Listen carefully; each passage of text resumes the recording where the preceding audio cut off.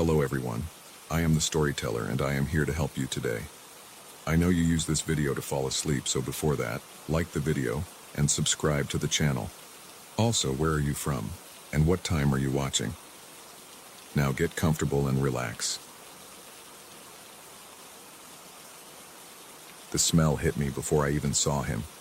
Wet wool and forest decay, like something dragged up from beneath decades of rotting leaves. I was unloading groceries from my truck when that familiar scent drifted across the gravel drive, and I knew, with the kind of certainty that settles in your bones, that he'd been here again. My property sits 40 acres deep in Pennsylvania timber country, surrounded by state game lands that stretch for miles in every direction. The nearest neighbor lives 3 miles down a dirt road that becomes impassable after heavy rain. I bought this place for the isolation, for the silence that only exists when you're truly alone. But lately, I've come to understand that silence can hold things you'd rather not hear. I saw him crossing from my shed to the main house. Tall, deliberate, with that peculiar rolling gait I'd noticed before. Hooded sweatshirt pulled up despite the autumn warmth. Camouflage pants tucked into boots that left prints too large for any man I knew. He moved like someone who belonged here more than I did. Someone whose feet had memorized every root and stone long before I'd ever set eyes on this land. The grocery bags grew heavy in my arms as I watched him reach my front door. He didn't knock, didn't hesitate, just pushed it open. I must have forgotten to lock it again, and disappeared inside my own house like smoke drawn through a crack. My hands trembled as I set the groceries on the truck bed. The rational part of my brain screamed to call the police, to drive away, to do anything but follow him inside. But there was another voice, quieter and more insistent, that wondered if calling the police would only confirm what I'd started to suspect, that I was losing my mind out here in the woods. The door stood ajar, exactly as he'd left it. Inside, my house exhaled cold air that shouldn't have existed on a September afternoon. I stepped across the threshold, and the floorboards groaned their familiar welcome. But underneath that sound was something else, a rhythmic creaking from upstairs, like someone shifting their weight from foot to foot.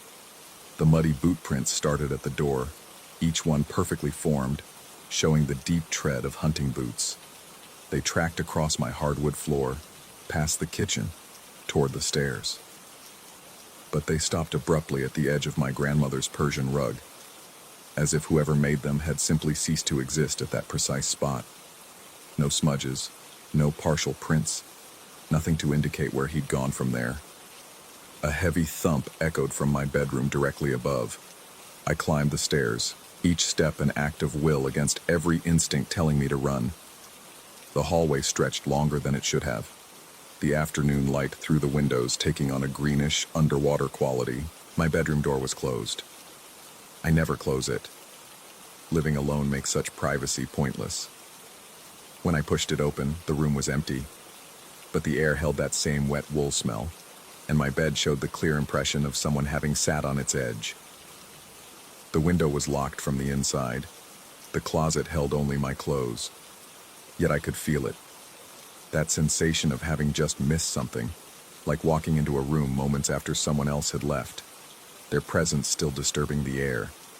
I told myself it was a drifter, maybe someone who'd been squatting in the woods and gotten confused. These things happen in rural areas. But when I mentioned it to old man Wheeler at the gas station the next week, his face went pale beneath his Phillies cap. He told me about the game warden then, speaking in the low voice people reserve for ghost stories and local tragedies. Happened in '78, he said. The warden had been doing his rounds, checking deer stands and hunting licenses, when he simply vanished. They found his truck parked on what would later become my property, keys still in the ignition, door hanging open. Search parties combed the woods for weeks. Dogs lost his scent near what's now my shed. Never found a body, never found an explanation. The man had walked into the forest and become part of it. But here's what Wheeler said that really got under my skin, the words that started turning my isolated paradise into something else. The warden had lived in my house. Before it was mine, before it belonged to the family I'd bought it from, it had been his. He'd raised his family there, walked those same halls, slept in that same bedroom where I now lay awake listening to sounds that shouldn't exist. That night, I deadbolted every door and checked every window twice. I even dragged my grandmother's heavy oak dresser in front of my bedroom door, a precaution that seemed both necessary and absurd. But when I woke the next morning, my hunting jacket was gone from its hook by the back door. I found it 3 days later, hanging inside the shed, still damp with morning dew and smelling of pine sap and something else. Something animal and old. The pockets held things that weren't mine, a handful of acorns, still green, a compass that pointed somewhere other than north, a hunting license from 1978 with the photo torn away. I started keeping a journal, documenting each incident, trying to find patterns or explanations that made sense. The appearances followed no schedule I could determine. Sometimes weeks would pass in perfect solitude, and I'd almost convince myself I'd imagined it all. Then I'd come home to find my back door standing open, fresh mud tracked to that same spot where the prints always ended, and that smell, God, that smell, lingering in rooms I hadn't entered in days. The worst part wasn't the intrusions themselves. It was the waiting. The constant vigilance. I'd catch myself checking locks obsessively, peering out windows at shadows that might be trees or might be something else. I installed cameras, but they showed nothing. Just empty rooms and static during the times I was certain someone had been inside.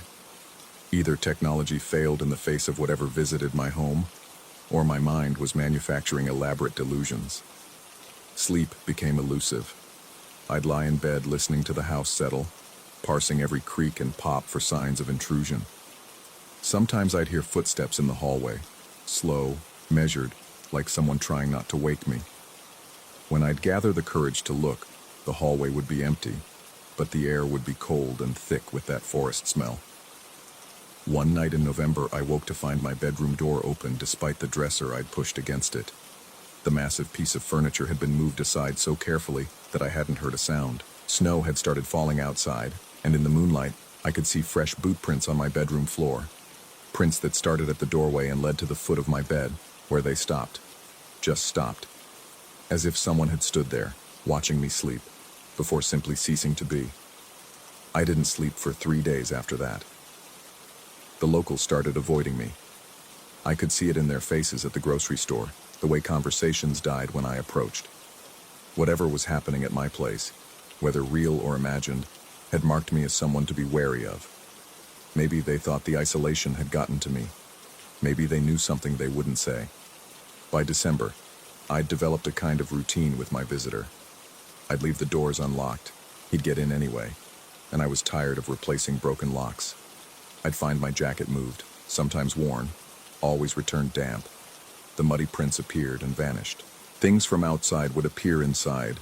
Pine cones arranged on my kitchen table, frost patterns on windows that shouldn't exist, leaves scattered across my living room floor in deliberate patterns I couldn't decode. Then came the night I saw him clearly. I'd been reading in my study, fighting off sleep with strong coffee and the complete works of Thoreau, seeking some wisdom about solitary life in the woods. The grandfather clock in the hallway had just struck midnight when I heard the front door open. By now, I knew better than to investigate immediately. I waited, listening to those familiar footsteps cross my floor, stop at that same damn spot. But this time, they continued. Up the stairs, that rolling gait unmistakable even through carpet and wood, down the hall toward my study. I set down my book, my hand surprisingly steady, and waited. The door opened slowly, and there he stood in the doorway, tall, broad-shouldered, wearing that hooded sweatshirt and camo pants I'd seen before. But when he pushed back his hood, I saw why the locals had gone pale, why the cameras showed nothing, why the prints always ended at the same spot. His face was my face. Older, weathered by decades of outdoor life, but unmistakably mine. The same crooked nose I'd broken in high school, the same scar above the left eyebrow, the same green eyes that stared back at me from my bathroom mirror each morning. He looked at me with an expression of profound sadness, or maybe recognition, or maybe both. He spoke then, and his voice was mine too, just rougher. as if he'd been shouting into the wind for 40 years. "You're living in my house." I wanted to argue, to show him the deed, the mortgage papers, all the legal proof that this place was mine. But looking at him, at myself, I understood that ownership meant something different here. Something that had nothing to do with papers or banks or the exchange of money. "I've been walking these woods since '78, he continued, moving into my study with that same rolling gait. "Checking the deer stands, watching for poachers, making my rounds. Can't seem to stop. Don't remember why I started, just know I can't stop." He sat in the chair across from mine, the leather creaking under his weight, real weight, not the weight of imagination or hallucination. Up close, I could see the mud on his boots, smell the decades of forest decomposition in his clothes. His hands were scarred from briar scratches that would never heal. "Are you me?" I asked, though the question made no logical sense. "Am I you?" He smiled then, an expression both familiar and foreign. "Does it matter?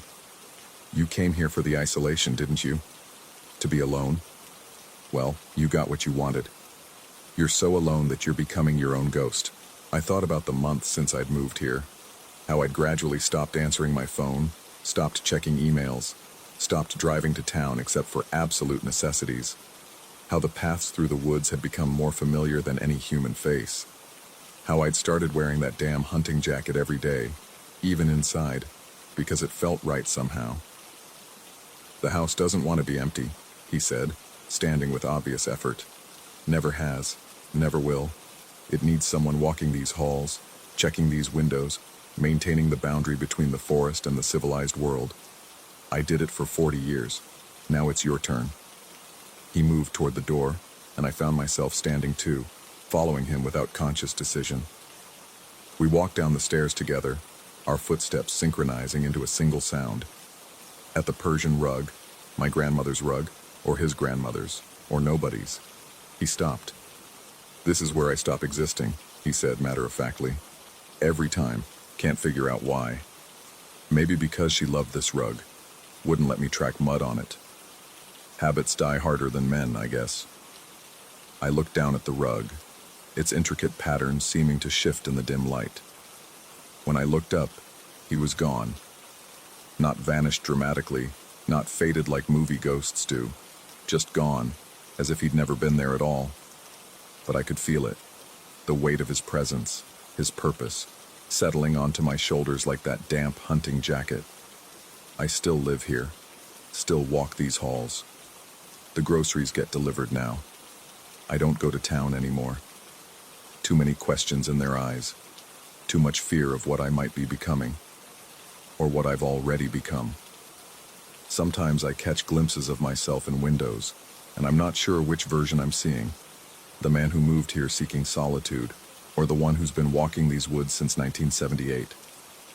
My reflection wears clothes I don't remember putting on, shows scars I don't remember getting. The journal I've been keeping shows entries in handwriting that's almost mine but not quite, describing patrols through the forest, checking things that don't exist anymore, maintaining boundaries that might never have existed at all. Yesterday's entry, which I don't remember writing, says, "New owner moving in soon. Should introduce myself." I've started leaving the doors unlocked, started taking long walks at dusk, my feet finding paths I've never walked but somehow know.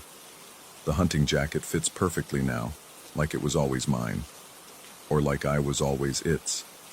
There's someone new looking at the property, the realtor told me on the phone last week.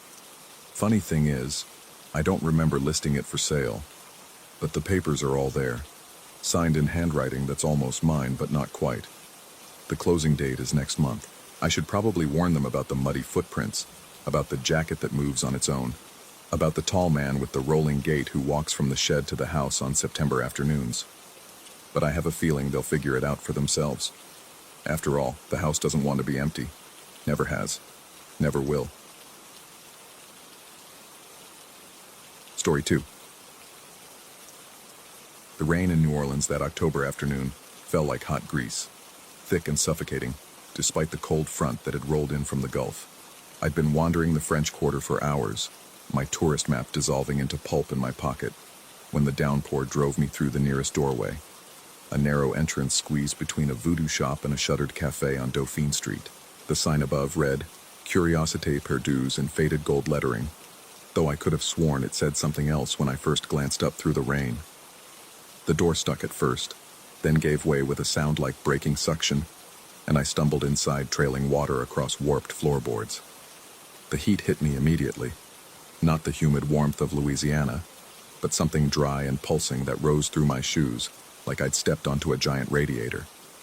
Yet the air itself was arctic, raising goosebumps along my arms, making my breath visible in small, desperate clouds. The contradiction made my equilibrium shift, as if the shop existed in two temperatures simultaneously, neither willing to yield. I stood there dripping, letting my eyes adjust to the amber gloom. The space was deeper than the narrow storefront suggested, stretching back through corridors of stacked furniture, mannequins in moth-eaten Victorian dress, and glass cases filled with objects I couldn't quite identify in the dim light. Candles burned on every surface, hundreds of them, their flames unnaturally still despite the cold air that should have made them flicker. The smell was what really unsettled me. Beneath the expected mustiness lurked something medicinal and sweet, like formaldehyde mixed with burnt sugar. It coated the back of my throat with each breath. I took a step forward, and the floor responded with a pulse of heat that traveled up through my legs. Another step, another pulse, rhythmic, almost like a heartbeat. The rational part of my brain suggested old heating pipes, maybe some quirk of the building's ancient infrastructure. But the pattern was too organic, too deliberately timed with my movements. That's when I saw her. She sat behind a counter at the far end of the shop, so still I'd mistaken her for another mannequin at first. Her skin had that papery quality of extreme age, pulled tight over bird-like bones. But it was her eyes that made me stop, clouded white like spoiled milk, no iris or pupil visible. Yet somehow I knew she was looking directly at me. Her lips moved, and though she was 30 feet away and spoke barely above a whisper, I heard my name clearly. My full name, middle name included.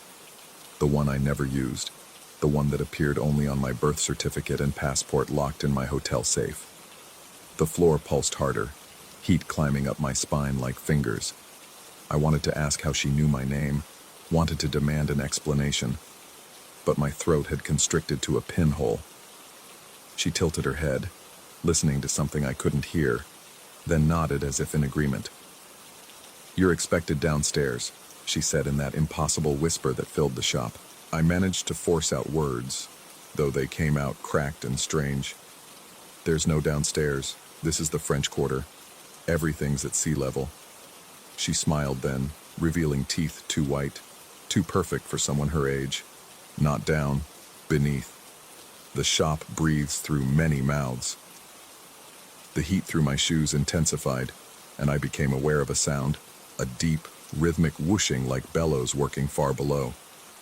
The candle flames began to lean toward the floor, as if pulled by some invisible current.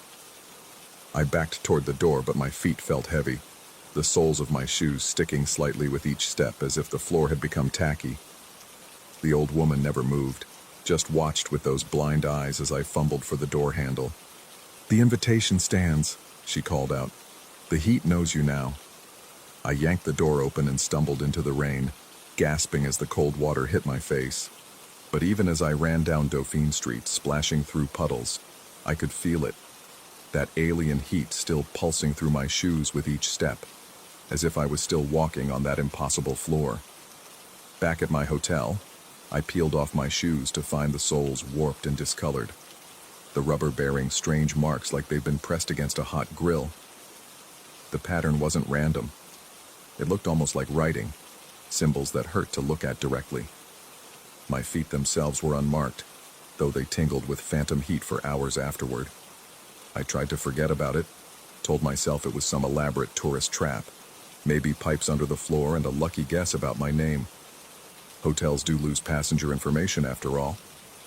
But that night, lying in my climate-controlled room 20 floors above the street, I felt it again. That rhythmic pulsing heat coming up through the mattress, through the floor, through 20 stories of concrete and steel. The next morning, I found myself standing outside the shop again.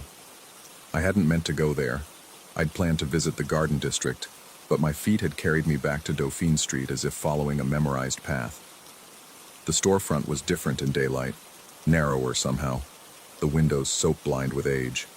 Through the glass, I could see the candles still burning, could see her still sitting there, waiting. I didn't go in, not that day, but I started noticing things. Every floor I walked on afterward carried a trace of that heat, just beneath the surface. Carpets, tile, hardwood, it didn't matter. The pulse was always there, faint but insistent, like something massive breathing far below. Coffee shops, restaurants, even the St. Louis Cathedral.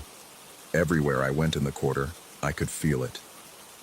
On my last night in New Orleans, I couldn't sleep. The heat had become unbearable, rising through the hotel mattress in waves. My mouth was desert dry despite drinking glass after glass of water. At 3 a.m. I gave up and walked back to Dauphine Street, barefoot this time, my feet burning with each step on the cold pavement. The shop was open, though no other business on the street showed any signs of life. The old woman was gone, but the candles still burned, and the heat still pulsed through that warped floor. This time, I could see stairs at the back of the shop, stairs I was certain hadn't been there before, leading down into a darkness that seemed to swallow light. "The invitation stands," she'd said. I stood at the top of those stairs for what felt like hours, feeling the heat rise up from below like breath, like something alive and waiting. The air that came up smelled of copper and earth and something else, something organic and ancient. From deep below came sounds, whispers in languages I didn't recognize, the shuffle of many feet on stone, and underneath it all, that rhythmic breathing that matched the pulse of heat through the floor. I wanted to descend. God help me. Every fiber of my being wanted to go down those stairs, to find the source of that impossible heat, to understand what breathed beneath the French Quarter.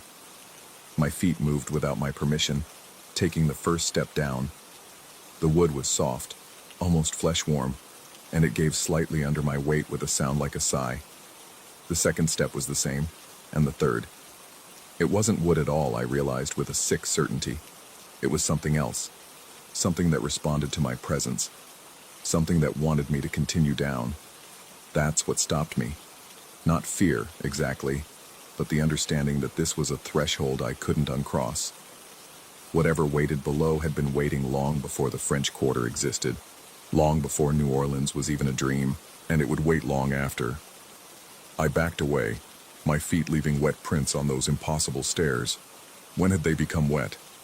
And fled the shop. This time, I didn't stop running until I reached my hotel, packed my things, and caught a cab to the airport 4 hours before my flight. But it didn't matter. The heat followed me home. It's been 3 months now, and I feel it everywhere. Grocery stores, my office, my own bedroom, that pulse of heat rising through whatever floor I'm standing on. Sometimes I catch glimpses of symbols in the patterns of carpet fibers or the grain of hardwood, the same symbols that marked my shoes that night. They're spreading, becoming clearer, more insistent. I've started researching, diving into old city records and archaeological surveys of New Orleans. There are mentions, oblique, carefully worded, of settlements that predate the French colonization, of structures built not on the swamp but into it, down into something older, of heat where there should be water, of breathing stones, of invitations extended to those who walk above. Last week I found an old map in a university archive, hand-drawn and water-damaged. It showed the French Quarter, but underneath the familiar street grid was another layout, tunnels, chambers, and something vast and circular directly beneath where that shop should be. The cartographer had written a single word in shaking script: bouche, mouth. My own mouth stays dry now, no matter how much water I drink. It's worse when I try to tell anyone about this. My tongue turns to sand, my throat closes, the heat rises until I can't speak at all. It's as if the shop, or whatever breathes beneath it, doesn't want its story told.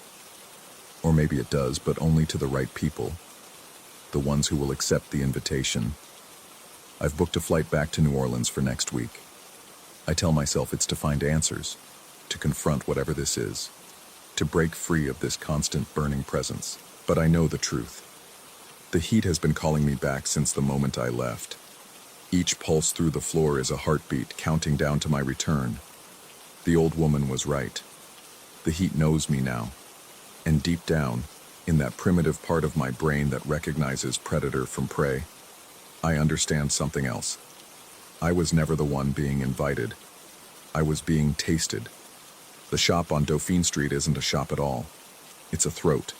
And every tourist who stumbles in from the rain, every curious wanderer drawn by those impossible candles, is just another morsel being evaluated. Some, like me, it releases back into the world, marked and calling to others like some kind of beacon. Others, perhaps, accept that invitation to go downstairs. I wonder how many of us are out there, feeling that heat through every floor we walk on, our mouths forever dry, unable to fully speak of what we've experienced. I wonder if we're gathering somehow, being drawn back to New Orleans by instincts we don't understand. Next week, I'll know. Next week, I'll go down those stairs. The heat is so strong now I can barely stand it. Even as I write this, I can feel it pulsing through my chair, through the floor, through the foundation of my building, all the way down to something that breathes in the dark beneath everything we've built above. Sometimes, late at night, I swear I can hear that breathing getting closer to the surface. Sometimes I look at my feet and see those symbols starting to form in my own skin, faint but growing clearer each day. The invitation stands, it always has, and I don't think it was ever really a choice.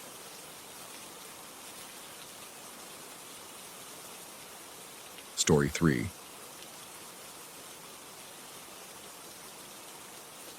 The mountains remember everything. That's what the old ranger told me when I first arrived at the park that spring, his weathered face creasing into something that wasn't quite a smile. I thought he was being poetic, maybe trying to impress upon me the sacred nature of the wilderness we were meant to protect. I understand now that he was warning me.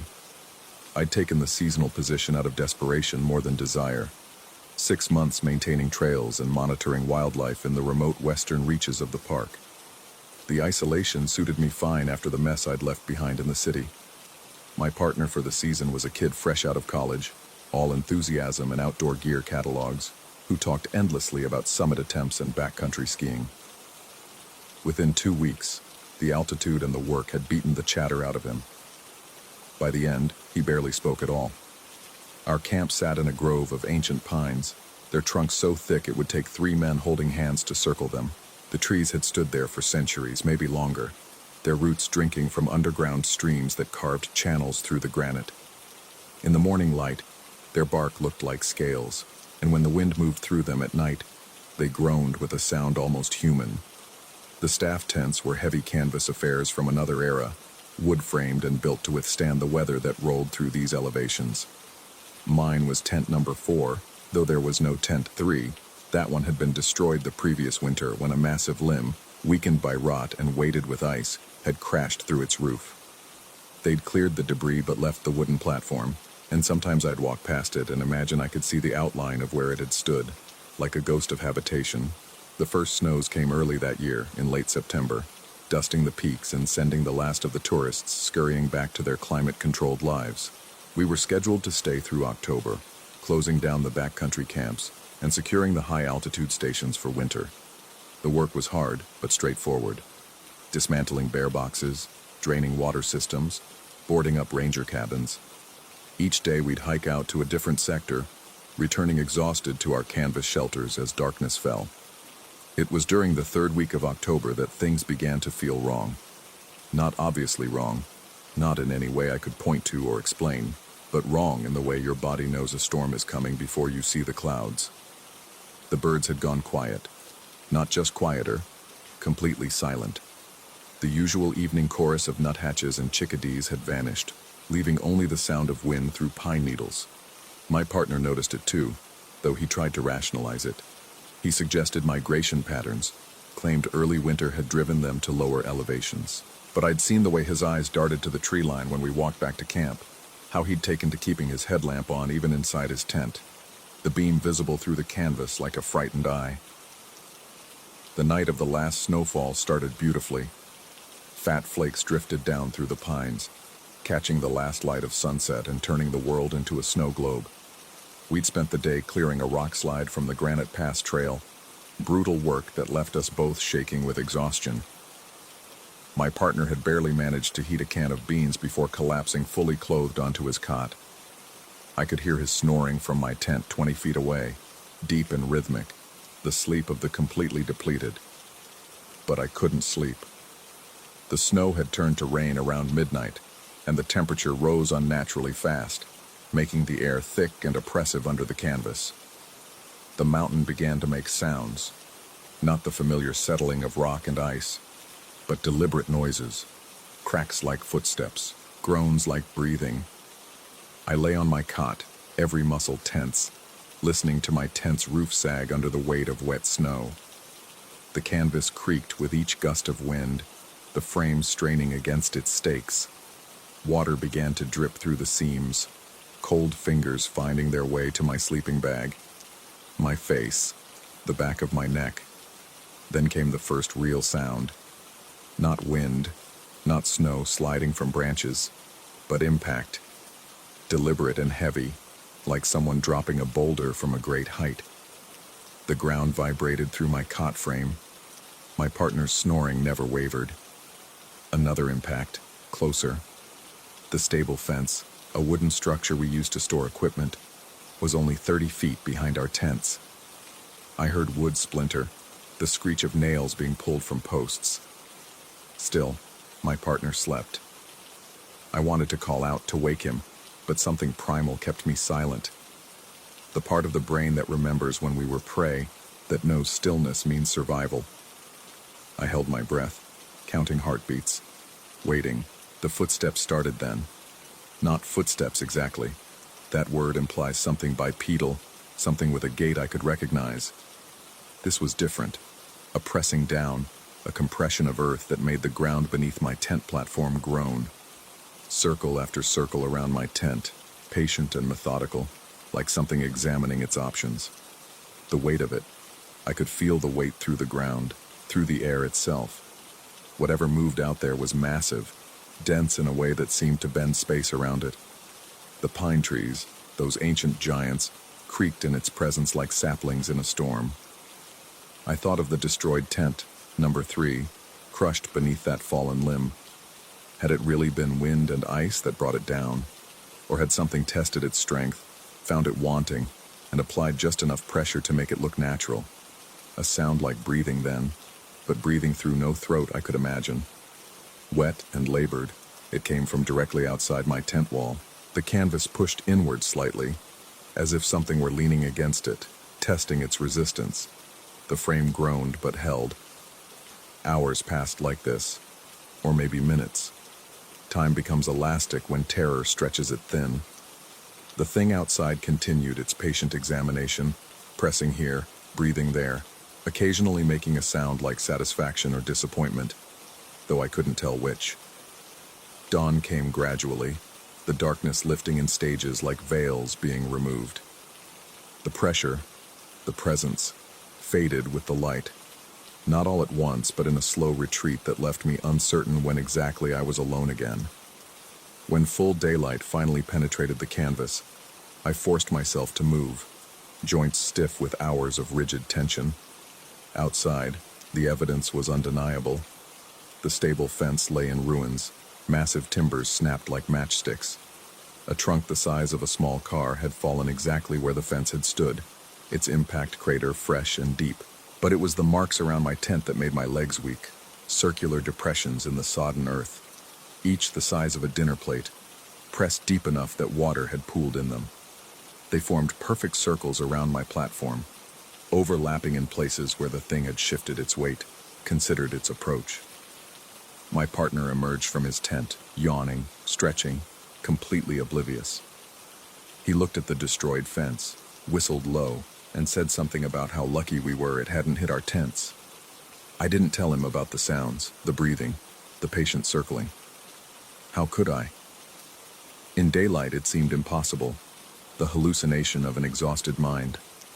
We spent our last day in near silence, breaking down camp with mechanical efficiency. He assumed my quietness was exhaustion. I let him. As we hiked out that evening, our packs heavy with gear, I looked back once at the grove of ancient pines. They stood as they always had, primordial and patient, keeping their secrets. I've tried to research what happened since then. Searched park records for incidents, wildlife reports for anything unusual. There's nothing official, just gaps in the record where you'd expect to find something. Positions that go unfilled. Sectors of the park that get mysteriously removed from patrol routes. Tent 3 wasn't the first structure destroyed in that grove, and it won't be the last. Sometimes in my apartment in the city, surrounded by steel and concrete and the comforting noise of traffic, I wake to the memory of that breathing. I tell myself it was the wind through the pines, or my partner's snoring distorted by exhaustion and fear. I tell myself the circular marks were from deer or elk, or even bears investigating our camp. But I know the weight of what I felt that night, the deliberate intelligence in those patient circles. The mountain remembers everything, the old ranger said, and some memories walk on their own, searching for something only they understand. I won't go back. They've sent letters asking if I'll return for another season, offering better pay, better positions. I don't respond. Let someone else learn what watches from those ancient groves, what tests the strength of canvas and wood and human nerve. Let someone else lie awake through a night of patient circling, wondering if dawn will come in time. The mountains remember everything, and some things, once remembered, refuse to stay still.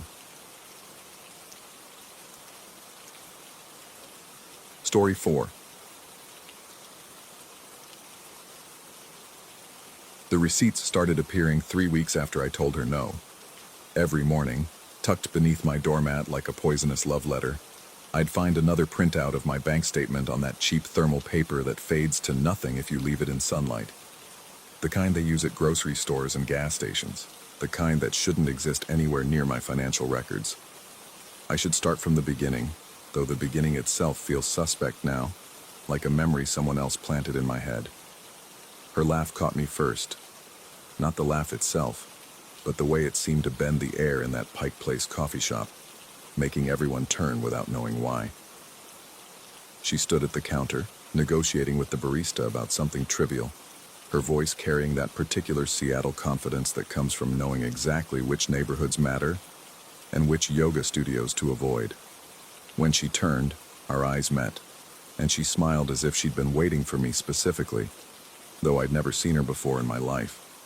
The courtship, if you could call it that, moved with the predetermined efficiency of a subway train. Coffee became dinner, became weekends, became keys exchanged within 6 weeks. She moved through my life like water finding cracks in concrete, seeping into spaces I hadn't known were hollow. Her things appeared gradually, a toothbrush, then clothes, then furniture that somehow looked more natural in my apartment than my own belongings did. By the 8th week, she'd redecorated my entire living room without asking, and somehow I'd thanked her for it. The lease conversation happened on a Tuesday. She presented it like she was doing me a favor, explaining how having 2 names would protect us both, how the landlord preferred couples anyway, how it just made sense. Her fingers traced patterns on my kitchen counter as she spoke, and I noticed for the first time that her nails were bitten down to the quick, though she'd painted them perfectly to hide the damage. Then came the bank account request. Just for emergencies, she'd said, her hand finding mine across the table. The speech was flawless, practiced but not rehearsed, emotional but not melodramatic. She talked about trust as the foundation of love, about practical partnerships, about how her ex had left her stranded once when her card was stolen in Vancouver. I almost said yes. The word was forming in my mouth when my phone buzzed. The email had no sender name, just a string of numbers where the address should be. The photos were recent. I could tell by the Thanksgiving decorations in the background. She wore the jade necklace I'd given her for our 2-month anniversary, the one she'd cried over, saying no one had ever noticed she loved that particular shade of green. But the apartment in the photos wasn't mine. The man beside her held a key ring, and even in the blurry image, I could make out the distinctive octagonal fob for my building's security system. When I showed her the photos, she didn't flinch. She smiled, not her usual smile that crinkled her eyes, but something thinner, more calculated. She said it was just logistics, that I wouldn't understand the complexities, that jealousy didn't suit me. Then she went to bed as if nothing had happened, leaving me staring at those photos until my eyes burned. I told her no the next morning. No to the lease, no to the bank account, no to whatever game she was playing. She packed methodically, folding each piece of clothing with department store precision. Before leaving, she kissed my forehead and whispered something I couldn't quite hear, something that sounded like numbers, or maybe a different language altogether. Then the receipts started. The first one appeared 3 days later. A full statement from the previous month, every transaction visible in that ghostly gray thermal ink. I'd bought coffee at 7:43 a.m., gas at 2:15 p.m., groceries at 6:32 p.m. Someone had been watching, recording, printing. The paper was still warm when I found it, as if fresh from a register that didn't exist. I changed my account numbers. The receipts continued, now showing the new accounts, transactions from that very morning. I installed cameras. They showed nothing. The receipts simply appeared between one frame and the next, materializing like condensation on glass. The content grew stranger. Mixed between real transactions were others I didn't recognize. Charges at stores that didn't exist, in cities I'd never visited, for amounts that seemed significant but meaningless. 37 41 73 14 $41 37. Always palindromes or sequences, always adding up to numbers divisible by 3. I started keeping them, filing them in a shoebox that grew heavier each day, though paper shouldn't weigh that much. Sometimes I'd check old ones and find the ink had rearranged itself, showing different transactions, different dates, different versions of my financial life that felt both false and terrifyingly possible. Sleep became negotiable. I'd wake at 3:33 a.m. exactly, every night, certain someone was in my apartment. The air felt different, thicker, like breathing through wet fabric. I'd check every room, finding nothing except the sensation that the furniture had been moved by imperceptible degrees, that the angles of my walls had shifted slightly, that my apartment was slowly becoming somewhere else. My neighbor started avoiding me. When I asked if she'd seen anyone near my door, she looked at me with something between pity and fear, mumbling about stress and maybe seeing someone professional. But I caught her later, slipping something under my doormat, her hands shaking. When I checked, there was nothing there except another receipt. This one showing a transaction at a psychiatric facility I'd never heard of, dated 3 days in the future. The photos came next, printed on the same thermal paper. Impossible images. Me sleeping in my bed, but taken from inside my ceiling. Me showering, but from behind the mirror. Me walking down streets I recognized but had never walked. Entering buildings that felt familiar but wrong, like déjà vu in reverse. In one photo, I stood in what looked like my apartment, but everything was backwards. Not mirrored, but fundamentally reversed, as if built from blueprints read upside down. In the background, barely visible, she stood in the doorway, smiling that thin smile, holding papers I couldn't quite make out. I tried confronting her, but her number was disconnected. Her social media had vanished. The coffee shop where we'd met claimed they'd been closed for renovations during the time I remembered meeting her. The restaurant where we'd had our first date had no record of our reservation. Even the jewelry store where I'd bought the necklace insisted they'd never sold that particular shade of jade, that it didn't exist in nature, that I must be confused. But the receipts kept coming. I hired a private investigator, paying in cash to avoid more documentation. He returned my money after 3 days, his face pale, refusing to explain beyond saying some things weren't worth understanding. That night, I found his business card under my doormat, but the thermal paper had absorbed his information, leaving only the ghostly outline of letters that might have spelled "stop looking," or might have been nothing at all. My dreams turned transactional. I'd dream in receipts, long scrolls of thermal paper documenting every moment of my life as a purchase, breathing at $0. Go 01 per breath, heartbeats at market rate, thoughts priced by complexity, In these dreams, she was always the cashier, scanning items I couldn't see, her register printing endless receipts that wrapped around my throat like scarves. The apartment itself began participating in whatever this was. Walls sweated thermal ink that formed temporary messages before evaporating. Check your balance. Transaction pending. Insufficient funds. The bathroom mirror fogged constantly, revealing fingerprints that weren't mine, spelling words in languages I didn't recognize but somehow understood, meant variations of owed and payment and collection. Last week I found something worse than receipts. A lease agreement, printed on thermal paper so long it pooled on my doormat like entrails. My signature was already there, though I'd never signed it. Her name was there too, but when I tried to read it, the letters rearranged themselves, becoming numbers, then symbols, then something that hurt to perceive directly. The apartment listed on the lease didn't exist. Not at that address, anyway. But when I walked by that evening, drawn by something I couldn't name, I found a door I'd never noticed before between two buildings I'd passed 1,000 times. The key in my pocket, the one I'd thought was for my storage unit, fit perfectly. Inside was my apartment, not a copy. My actual apartment, down to the coffee stain on the kitchen counter and the crack in the bathroom tile. But everything was wrong in ways I couldn't articulate. The shadows fell upward. The refrigerator hummed in harmonics that made my teeth ache.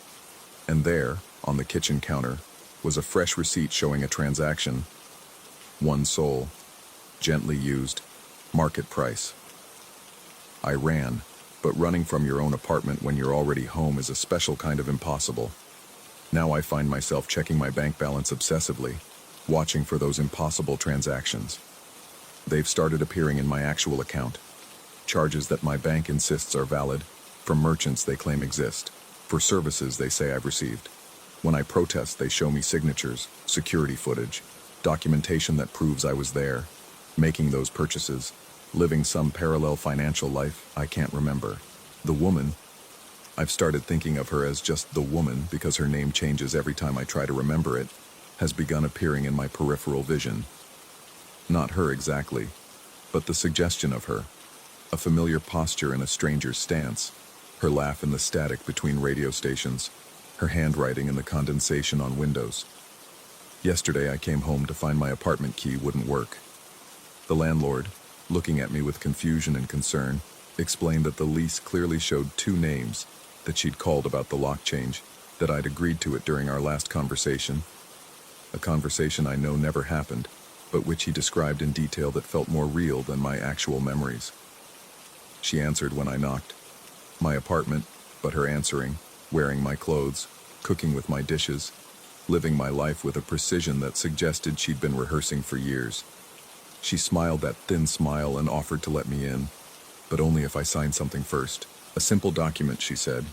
Just a formality. Just logistics. The paper was thermal, of course. The text shifted when I tried to read it, but I understood enough. It wasn't a lease or a bank form. It was something older, more fundamental. A receipt for a transaction that had already occurred, just waiting for my signature to confirm delivery. I didn't sign. I couldn't sign. But my hand moved anyway. Muscle memory of signatures I'd never made, responding to commands from some part of me that had already agreed to terms I'd never read. I'm living in a hotel now, paying cash, avoiding documentation. But the receipts follow me. They appear under my pillow, in my pockets, between the pages of books I'm reading. Each one shows more impossible transactions, a financial history of a life that's mine but isn't, purchases made with currency I don't understand for goods that shouldn't exist. This morning, I found the worst one yet, a receipt for this story, dated 3 days ago, showing that someone had purchased the rights to my experience, to package and sell it as fiction. The buyer's name was smudged, but I could make out the price. Exactly what my soul would be worth if souls were traded on the open market, if such markets existed, if any of this was real. But the receipt is real. I'm holding it now, the thermal paper warm against my fingers, the ink already beginning to fade in the morning light streaming through my hotel window. Soon it will be blank, like all the others eventually become, leaving no proof except the weight of them in that shoebox. Paper that shouldn't weigh anything weighing more each day. I've started seeing others like me. People checking under their doormats with shaking hands, filing thermal paper receipts in boxes they carry like anchors. We recognize each other but never speak, as if acknowledging our shared situation would make it real in a way we're not ready to accept. Sometimes I wonder if she was ever real, or if she was just the avatar for something that feeds on documentation, on the paper trail we leave through life. Something that understands that modern existence is just a series of transactions, that identity is just credit history, that we are what we purchase. The receipts keep coming. Each morning, another warm slip of paper documenting a life I'm losing track of, transactions in a currency I'm running out of. And somewhere, in an apartment that might be mine, she's smiling that thin smile, adding my name to leases I'll never see, opening accounts I'll never close, living a life that's mine but isn't. I check my balance obsessively now, watching the numbers drain away, payment for something I never agreed to buy but can't stop purchasing. The thermal paper receipts pile up, documentation of my dissolution, proof of a transaction I'm not sure ever started or will ever end. Tomorrow, the receipt under my doormat will show the purchase of my resignation, my acceptance, my final signature on a document I've been signing all along without knowing it. The paper is still warm. It's always warm. Like it's just been printed by something that's standing right behind me, breathing numbers down my neck, waiting for me to turn around and acknowledge the transaction we both know has already been completed. I won't turn around. I can't turn around. But I know she's there, smiling, holding the receipt for whatever's left of me, waiting for me to sign for delivery of something I never ordered but have somehow always owed.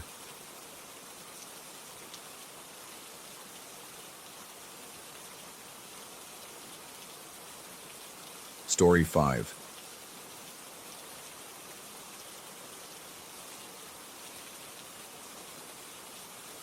The motorcycle shouldn't have been standing.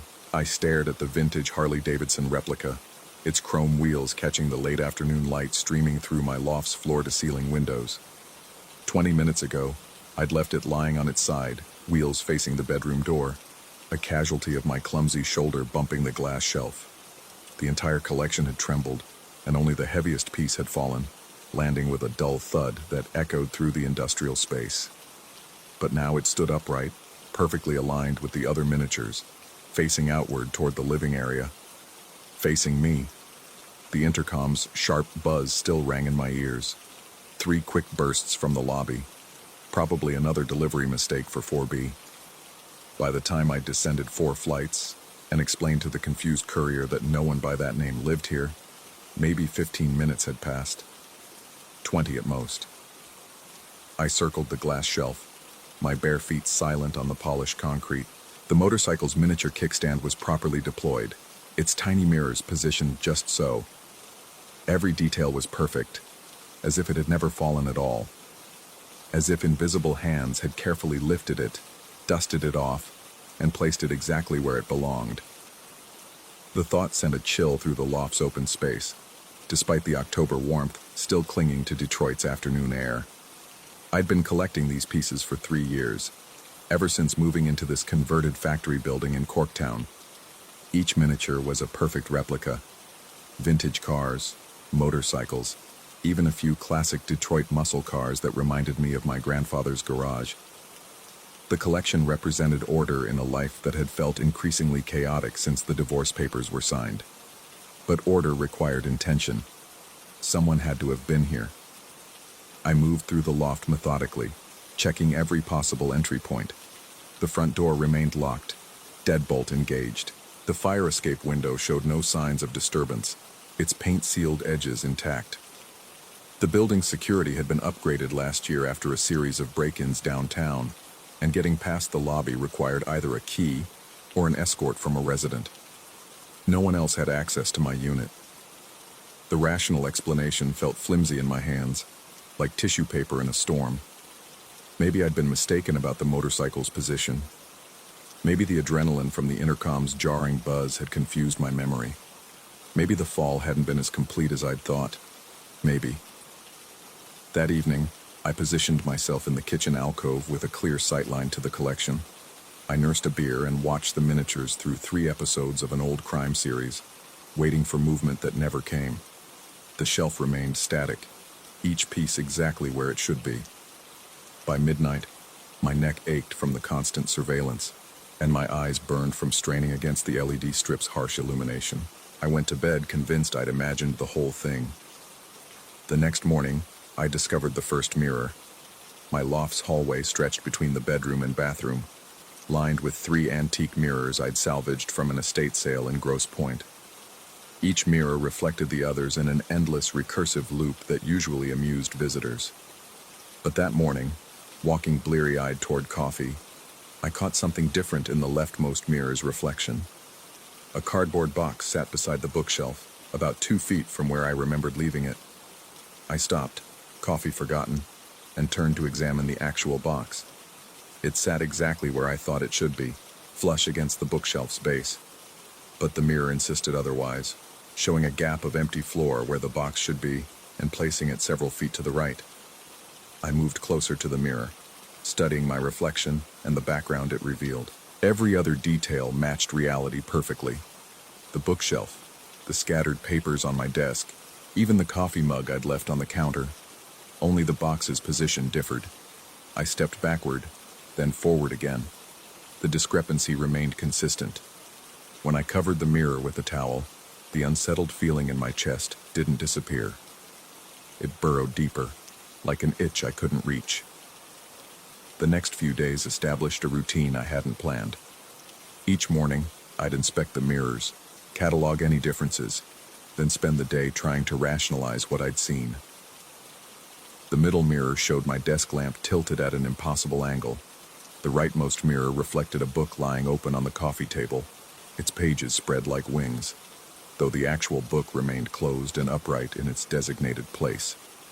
The discrepancies were always small, always subtle, always just significant enough to notice if you were looking, which I couldn't seem to stop doing.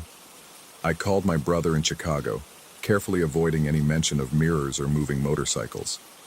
We talked about his job, the weather, the Lions' disappointing season, normal things, anchoring things.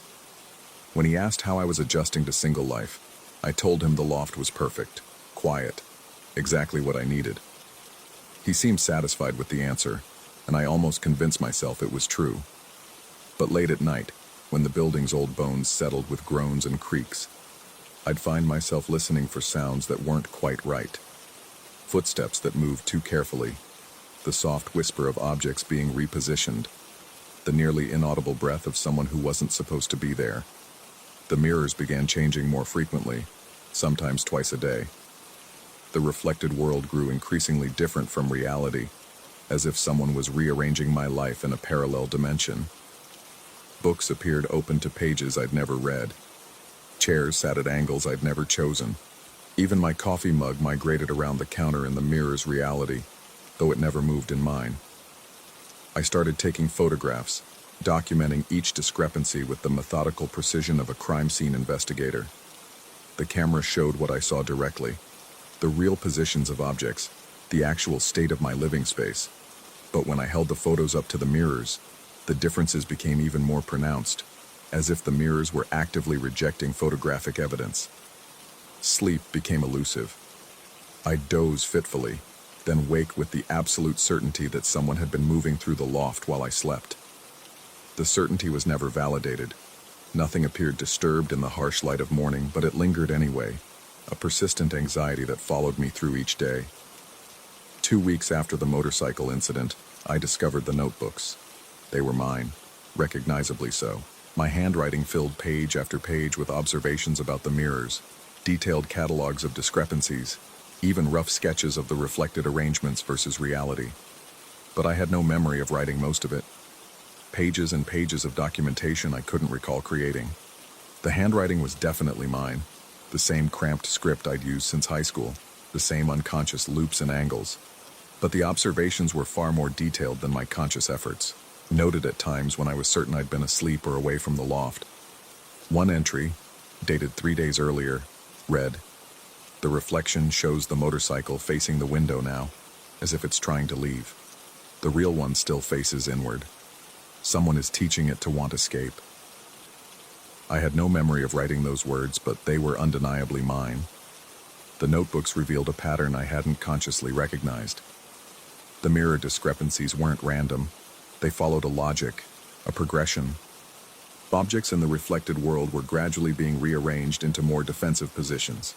Chairs turned to face the door, books opened to specific pages, the motorcycle slowly rotating toward the exit, as if someone was preparing for something, as if the reflected world was getting ready to defend itself. I started avoiding the hallway mirrors, taking the long way around the loft to reach the bathroom, keeping my eyes fixed firmly forward when I had no choice but to pass them. But avoidance only amplified my awareness. I could feel the mirrors watching me, cataloging my movements, reporting back to someone who existed only in reflection. The collection shelf became my anchor to reality. Unlike the mirrors, it never lied. Each miniature remained exactly where I placed it, solid and unchanging. I spent hours arranging and rearranging them, finding comfort in their tangible responses to my touch. They were real in a way the mirror's reflections weren't. They were mine in a way the notebook entries weren't. But even that certainty began to erode. I'd position the vintage Ford at a specific angle, then return an hour later to find it shifted by degrees so subtle I almost questioned my own perception. The motorcycle, always the motorcycle, seemed to move the most, rotating incrementally toward the door like a compass needle seeking magnetic north. I began marking positions with tape, creating a grid system that would make any movement immediately obvious. The tape helped at first. For 3 days, nothing shifted beyond the boundaries I'd established. Then I woke one morning to find every piece of tape gone, not torn or peeled away, simply absent, as if it had never been there at all. The miniatures sat in their original positions, perfectly aligned, facing outward with an expectant stillness that made my skin crawl. That same morning, all 3 hallway mirrors reflected the same image, my living space but empty of my belongings, just bare shelves, clean surfaces, and vacant corners. As if I'd never lived there at all, as if someone was showing me how things would look when I was gone. I covered all the mirrors with sheets and tried to pretend the problem had been solved, but covering them only made their presence more oppressive. I could feel them behind the fabric, still reflecting, still showing their alternate version of my reality to no one. The notebooks kept appearing, filled with handwriting I couldn't remember producing. The observations grew more detailed, more paranoid, more concerned with preparations and defensive measures. One entry described detailed plans for securing the loft against intrusion, complete with diagrams I didn't remember drawing. Another cataloged every sound the building made throughout a full 24-hour period, noted with timestamps and intensity ratings. But the most disturbing entry was also the simplest. He knows I'm watching now. I read those words over and over, trying to summon any memory of writing them. The handwriting was undeniably mine, but the perspective felt alien. Who was he? Who was doing the watching? Was I the observer or the observed? The answer came that night, in the form of movement I couldn't deny. I'd been lying awake, listening to the building's familiar symphony of settling sounds, when I heard footsteps in the hallway. Careful, deliberate footsteps that moved with the confident familiarity of someone who knew exactly where every creaky floorboard waited. I held my breath and listened.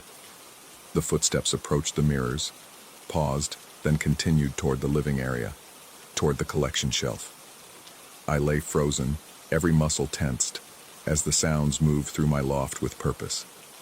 The soft clink of miniatures being repositioned, the whisper of paper being turned, the scratch of a pen moving across notebook pages.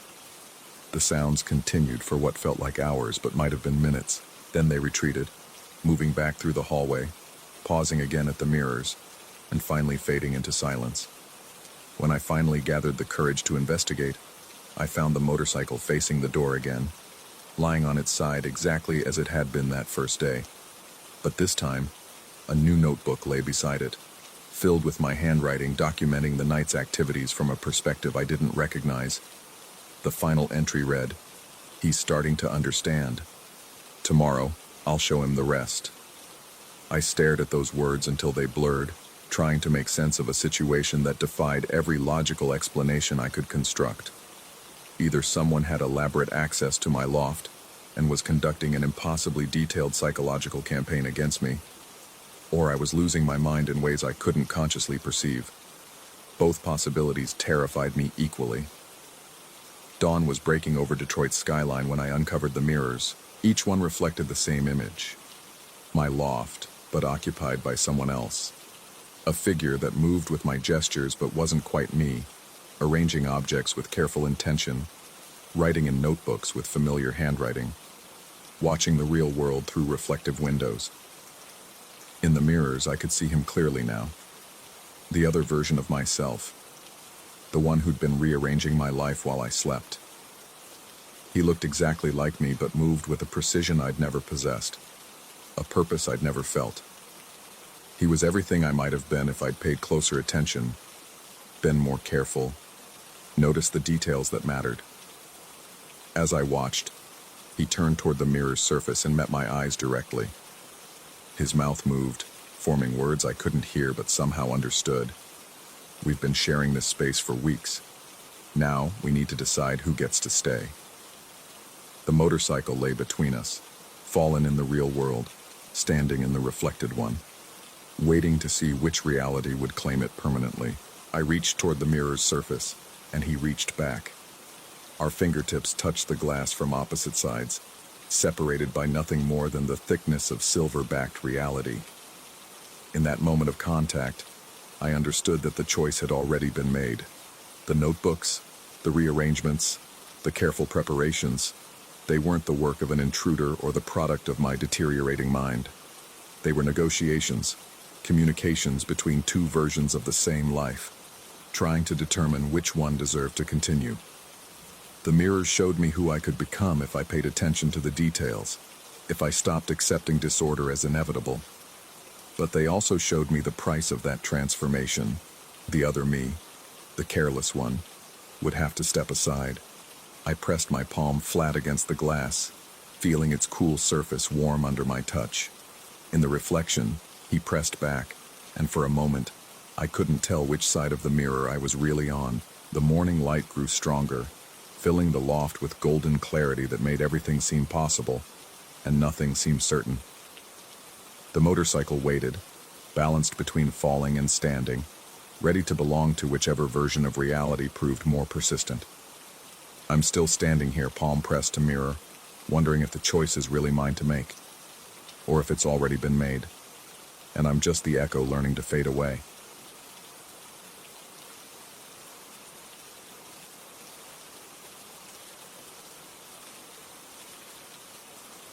Story 6.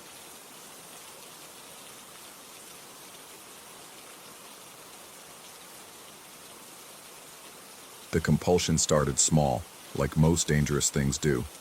A detour here, a longer route there, always chasing the edge of weather systems across the Carolina Piedmont. Normal people flee from storms. I drive toward them. It wasn't about adrenaline or some misguided death wish. Nothing so simple. The pull felt more like hunger, a hollow ache that only eased when I found myself balanced on that razor's edge between safety and chaos, where the air itself seemed to vibrate with potential, where normal rules bent.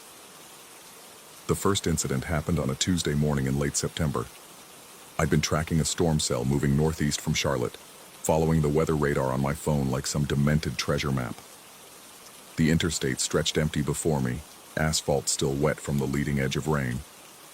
Overhead, the sky churned the color of old bruises. That's when I saw it. A dark cable descended from nowhere. Not lightning, nothing so clean or predictable. This thing moved with purpose, sinuous and deliberate, like a charcoal rope being lowered from the storm clouds themselves. It struck my windshield with a sound like a tuning fork made of bone. The impact spiderwebbed the glass. But that wasn't what made my hands shake on the steering wheel. It was the smell that flooded the car immediately afterward. Metallic and sharp, like copper pennies dissolved in battery acid. The scent seemed to coat the inside of my mouth, my throat, settling deep in my lungs with each breath. I pulled over, hands trembling as I examined the windshield. The impact point was perfectly circular, no bigger than a silver dollar with fractures radiating outward in too perfect symmetry. But when I looked up at the sky, searching for whatever had struck me, there was nothing, just gray clouds moving with their natural chaotic flow. The smell lingered for weeks afterward. I had the car detailed twice, replaced the air fresheners, even left the windows down during a rainstorm, but that metallic tang clung to the upholstery like a memory my vehicle couldn't shake. Most people would have taken it as a sign to reconsider their hobbies. Instead, I found myself plotting routes along storm tracks with even more dedication. The second incident came in January, during what the Weather Service called a surprise winter event. One of those freak snowstorms that drops 6 inches on the Carolinas and sends the entire region into gridlock. I'd been watching the radar, seeing the perfect opportunity. The highways would be empty, abandoned by sensible drivers. I could have miles of storm-wrapped solitude. I parked at a rest stop on I-85 and stepped out into the storm. The snow fell in thick, wet flakes that seemed to absorb sound, creating a cathedral silence broken only by the whisper of precipitation hitting pavement. My footsteps crunched with that particular hollow sound that only comes with fresh snow on unfamiliar ground. 50 yards from my car, the wind shifted. Through the white curtain of snowfall, I heard the unmistakable rumble of a snowplow. Heavy diesel engine, the scrape of metal blade against asphalt, the mechanical whine of hydraulic systems. But there were no lights cutting through the storm, no amber warning beacons or headlamp glare. Just the sound, getting closer. I froze, every instinct screaming at me to move, to run, to do anything except stand there like prey in the open. But my legs wouldn't respond. The engine sound grew louder, more immediate, until I could swear I felt the vibration through my boots. The scraping noise seemed to come from everywhere at once, ahead of me, behind me, circling like some mechanical predator. Then, as suddenly as it had started, the sound stopped. The silence that followed felt different from before. Heavier, expectant, as if the storm itself was holding its breath, waiting to see what I would do next. I backed toward my car, never taking my eyes off the swirling snow ahead.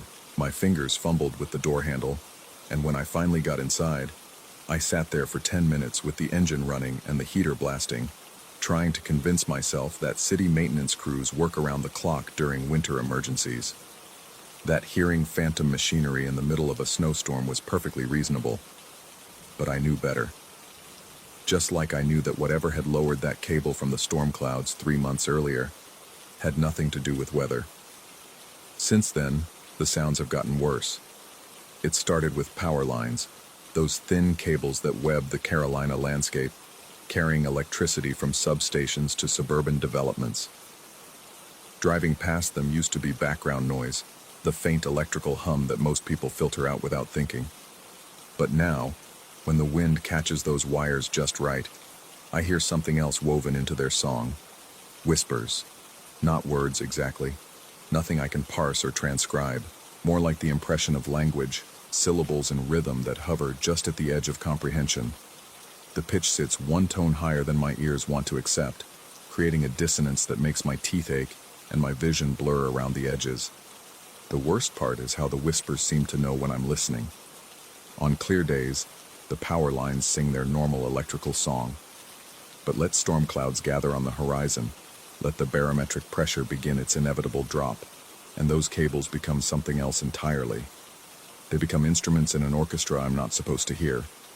I've started mapping the places where it happens. Gas stations, highway overpasses, rural intersections, anywhere power lines cross the road in significant numbers. The whispers are strongest where multiple sets of cables converge, creating a web of sound that follows me long after I've driven past. Last week I bought a digital recorder. The plan was simple: capture evidence, prove to myself that something objective was happening.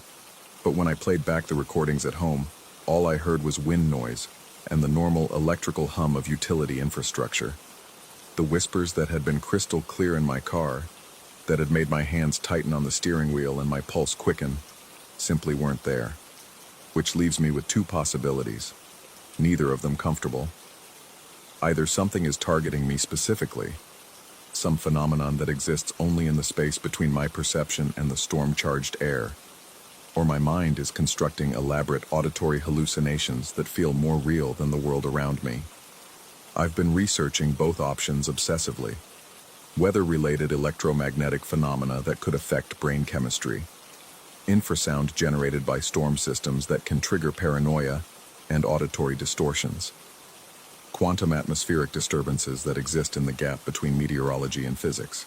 But I've also been reading about auditory hallucinations associated with stress, sleep deprivation, and social isolation, about how the human brain, starved for meaningful input, will create its own entertainment in the form of phantom sounds and voices, about how paranoia feeds on itself, growing stronger with each incident until the line between perception and reality becomes meaningless.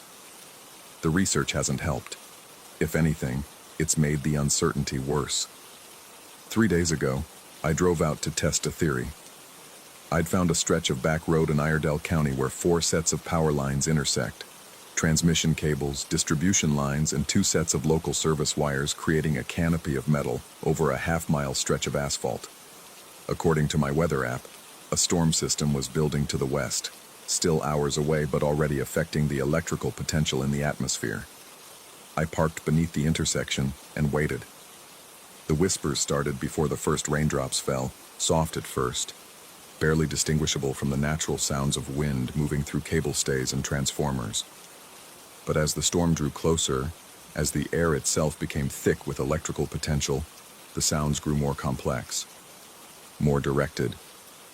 I could swear the whispers were forming patterns, not words in any language I recognized, but something with structure and intent, rhythms that repeated, inflections that rose and fell in ways that suggested meaning just beyond my grasp.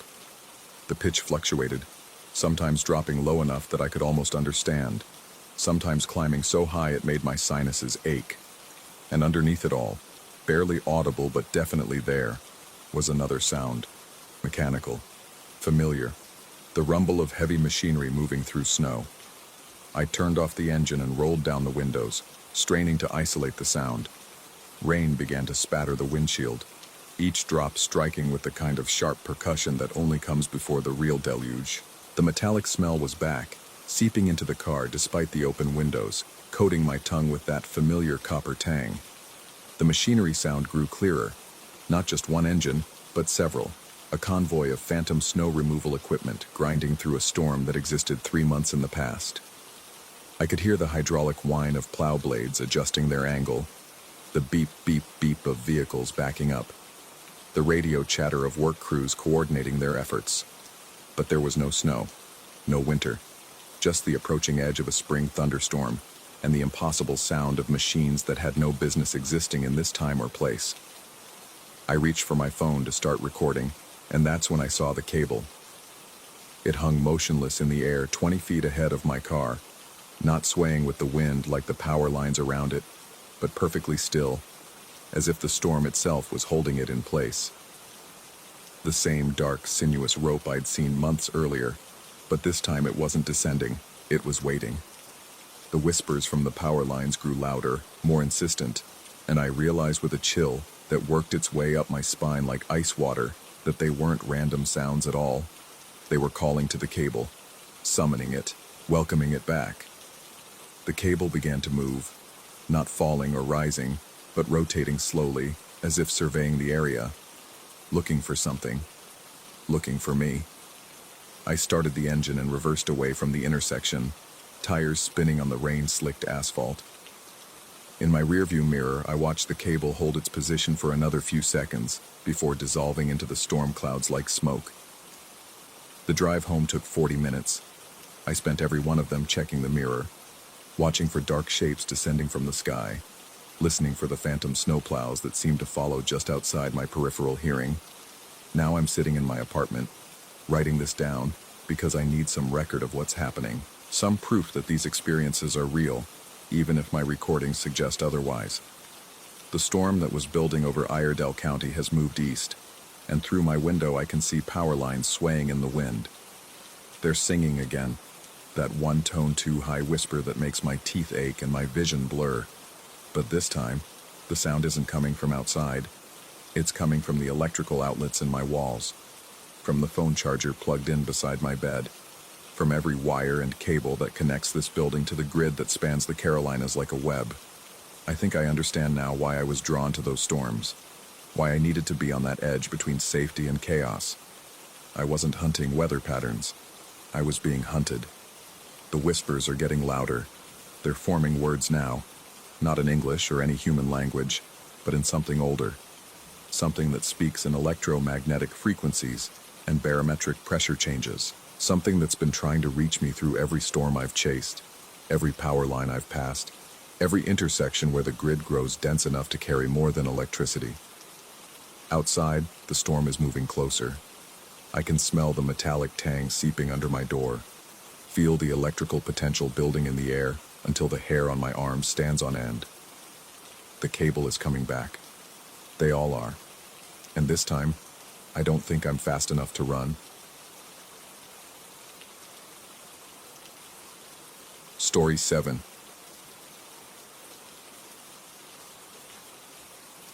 The house had been empty for 3 months before I finally drove up to settle Dad's affairs. 3 months of mail piling up, leaves gathering in the gutters, and silence thick enough to cut with a knife. The realtor kept calling about potential buyers, but I couldn't bring myself to sign the papers. Not yet. Upstate New York in October carries a particular brand of loneliness. The maples had already shed their crowns, leaving skeletal branches that scratched against the windows when the wind picked up. Dad's house sat at the end of a gravel road, surrounded by woods that seemed to press closer each evening. I'd grown up here, but 20 years in the city had made me forget how absolute the darkness could be once the sun disappeared behind the tree line. I'd planned to stay at the motel in town, but something about the empty house felt like abandonment, one more betrayal in a relationship already fractured by years of stubborn silence between us. So I threw my bag into the guest room, the same room where I'd slept as a kid whenever I got scared during thunderstorms. The mattress still held the same musty smell of disuse, and the blue wallpaper with its faded sailing ships looked more childish than I remembered. The first night passed without incident. I spent most of it downstairs, sorting through Dad's papers and trying to make sense of 20 years of accumulated life. Bills, receipts, photographs of people I didn't recognize. Had he made friends after Mom died? Had he been lonely in this big house?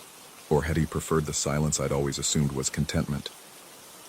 By midnight, exhaustion finally won. I climbed the narrow staircase to the second floor, brushing my teeth in the bathroom where Dad's toothbrush still sat in its holder, bristles splayed and hardened. The guest room felt smaller than I remembered, the walls seeming to lean inward. But fatigue is a powerful sedative, and I was asleep within minutes. I woke to screaming, not human screaming. Nothing with lungs could sustain that note. It was the house itself crying out, a sustained wail that seemed to emanate from the bones of the building. The ceiling above my bed vibrated with such intensity that flecks of old paint rained down onto the sheets. The sound penetrated everything, my teeth, my rib cage, the soft tissue behind my eyes. I sat bolt upright, heart hammering against my sternum. The sound continued for what felt like hours, but was probably only seconds. A mechanical shriek that suggested something fundamental had gone wrong with the house's infrastructure. A pipe bursting, maybe, or the furnace having some catastrophic failure. Then it stopped.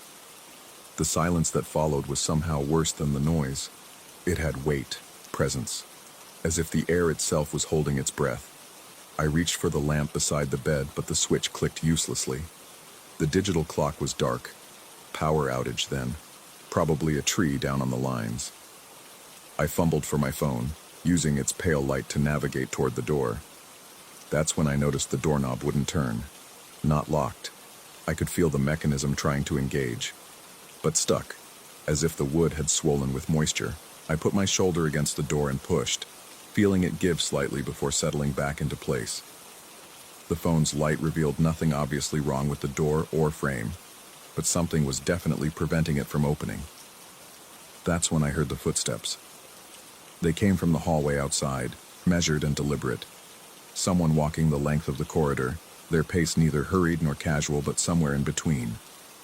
The floorboards creaked in a rhythm I recognized from childhood, the particular song of someone trying to move quietly through a house that announced every step.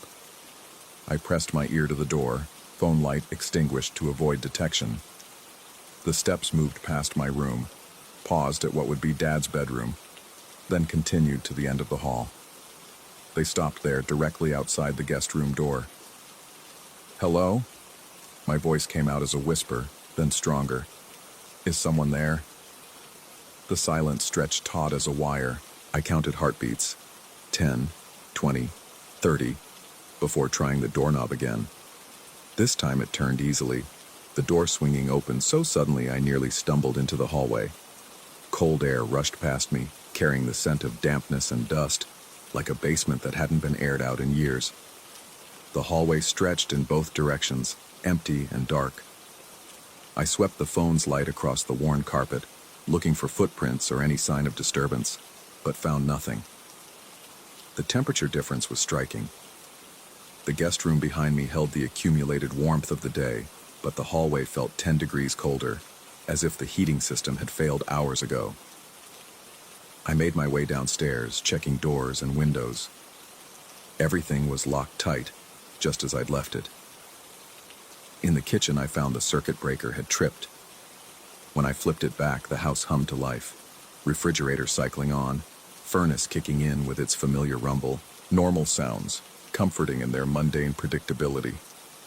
I spent the rest of the night on the living room couch, telling myself that old houses were prone to strange noises and electrical quirks. Dad had probably dealt with issues like this for years. The footsteps were likely the house settling, floorboards contracting as the temperature dropped. The stuck door was just old wood responding to humidity changes. But I couldn't explain away that scream, the sound of something in genuine distress. Morning brought perspective, along with coffee and rational thought. In daylight, the house felt normal again. Just an old building with old building problems. I called around until I found a contractor willing to come out that afternoon, a weathered man whose truck announced him as an expert in historic home restoration. He spent 2 hours poking around the attic, basement, and crawl spaces, checking pipes and electrical connections. When he emerged from the basement, his expression was puzzled rather than alarmed. "Found something odd in that guest room wall," he said, wiping his hands on a rag. "There's some kind of damage to the drywall from the inside, like someone was pushing against it, hard enough to leave impressions." He led me upstairs and showed me where he'd cut away a section of wallpaper. Behind it, the plaster bore the distinct outlines of handprints, 5-fingered impressions pressed into the wall from the inside. But they were positioned impossibly high, at least 7 feet from the floor. "Could be from when the house was built," he suggested, but his tone carried doubt. "Sometimes workers get creative with their signatures, though I've never seen anything quite like this." After he left, I stood alone in the guest room, staring at those handprints. The rational part of my mind cataloged possible explanations. A tall worker using the wall for support, some kind of construction technique I wasn't familiar with, even artistic expression by whoever had done the original plastering. But rationality felt thin in that room, insufficient to explain the creeping certainty that something was watching me. The sensation started as a tickle between my shoulder blades and spread outward until my entire back prickled with awareness. I turned around repeatedly, expecting to find someone standing behind me, but the room remained empty. That evening, I called my ex-wife. We'd been divorced for 3 years, but she knew me well enough to hear the strain in my voice. "You sound tired," she observed. "Are you sleeping?" I found myself describing the previous night's events, editing out the more unsettling details. She listened without interruption, offering practical suggestions about old houses and grief responses. Her voice was warm and familiar, anchoring me to a world where strange noises had logical explanations. "Maybe you should stay in town," she suggested. "There's no shame in getting a hotel room. You don't have to prove anything to anyone." But proving something was exactly what I felt compelled to do, though I couldn't articulate what or to whom. Dad had lived in this house for decades without running away from mysterious sounds. If he could handle whatever quirks the building possessed, so could I. That night, I wedged a chair under the guest room doorknob before going to bed. It was probably unnecessary. The door had worked fine all day, but the precaution made me feel marginally more secure. I woke again to screaming, but this time I was ready for it.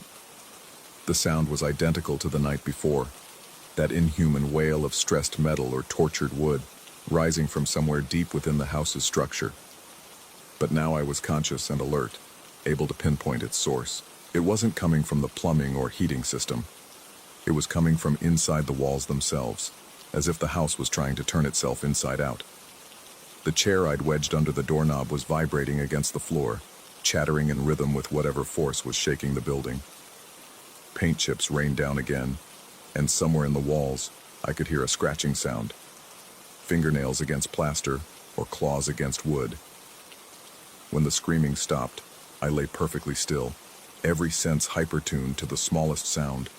The scratching continued for several more minutes, moving through the wall from my left to right, following a path that would take it behind the headboard of my bed.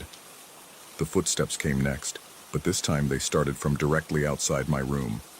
Back and forth they paced, as if whoever was making them couldn't decide whether to enter or continue down the hall.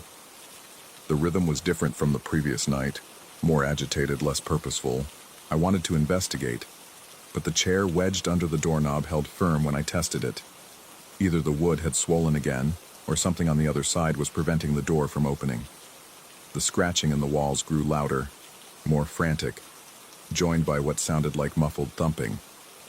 Someone, or something, was trapped inside the walls and trying to get out. The rational explanation occurred to me even as terror crawled up my spine. Animals, squirrels or raccoons, had gotten into the walls and were struggling to escape. The contractor had mentioned seeing evidence of old water damage. Maybe some recent rain had driven creatures inside, and they were now desperately seeking a way out. But animals don't pace hallways in measured steps. Animals don't leave handprints 7 feet high on interior walls. The sounds continued until dawn, a percussion symphony of scratching, thumping, and those deliberate footsteps. When natural light finally filtered through the guest room windows, everything stopped as abruptly as it had begun. I spent that day in town, researching the house's history at the local library. Built in 1923 by a mill owner whose family had lived in it for generations before selling to my father in the early 80s. No unusual deaths, no tragic accidents, no hint of anything that might explain supernatural activity. But the librarian, a woman who'd grown up in the area, remembered my father mentioning strange sounds during his first years in the house. "He came in asking about the same things you are," she recalled. History, previous owners, anything unusual. But after a while he stopped asking. I figured he'd either gotten used to whatever was bothering him, or it had stopped happening. Maybe Dad had learned to coexist with whatever inhabited the walls of his house. Maybe the sounds had become as familiar as the settling of old wood or the whistle of wind through loose window frames. Maybe he'd even found them comforting in the way that any constant presence, however unsettling, can become preferable to absolute solitude. That night, I removed the chair from under the doorknob and left the door slightly ajar. If something wanted to visit, I wouldn't barricade myself against it. The screaming started earlier this time, just after midnight. But now I was listening with different ears, trying to parse meaning from the sound. It wasn't random or mechanical. There was a rhythm to it, almost like language, like someone trying to communicate through a medium that distorted their voice beyond recognition. When the footsteps began, I got out of bed and walked to the door. Through the crack, I could see a shadow moving back and forth in the hallway, too tall and thin to be human, but too purposeful to be a trick of light. "I'm listening," I said quietly. The footsteps stopped. For a long moment, the house held its breath. Then, very slowly, the scratching in the walls began again. But this time it followed a different pattern, more deliberate and controlled. It was spelling something, I realized. Letters scratched into plaster from the inside of the wall, just above where those handprints had been discovered. I pressed my ear to the wall and listened as invisible fingers traced letters I couldn't see. The message, when it was complete, was simple enough to understand even through the distortion of plaster and wood. Help. The contractor returned the next morning to finish examining the walls. When he cut away more of the guest room drywall, his face went pale. Behind the plaster, scratched deep into the wooden laths, were dozens of words. Messages carved by someone trapped inside the walls, pleading for release, describing a darkness that had no end. Some of the scratches looked fresh, others were worn smooth with age, as if they'd been traced over repeatedly by fingers that never stopped trying to communicate with the outside world. "This doesn't make sense," the contractor muttered, photographing the inscriptions with his phone. "There's no space back there. These walls are solid, just studs and insulation. Nobody could fit inside them, let alone survive long enough to carve all this." But I was beginning to understand that making sense wasn't the point. Some phenomena existed outside the boundaries of logic, in spaces where the rules of physical reality bent just enough to accommodate the impossible. That evening, I packed my bag and loaded it into the car. The house could keep its secrets, its trapped voices, its impossible handprints. I'd done what I came to do, settled Dad's affairs, made peace with the past, learned to coexist with mystery. As I turned the key in the front door lock, I heard the scratching start up again inside the walls, but this time, the sound was different. Less frantic, almost grateful, as if whatever lived inside those walls had been waiting 20 years for someone to listen, to acknowledge its existence, to understand that some forms of imprisonment are worse than death. I drove back to the city with the radio loud and the windows down, trying to clear my head of dust and damp air and the lingering scent of something that had been waiting far too long to be heard. But even now, months later, I sometimes wake in the night to the sound of scratching in the walls of my apartment, and I wonder if some things, once acknowledged, follow you home.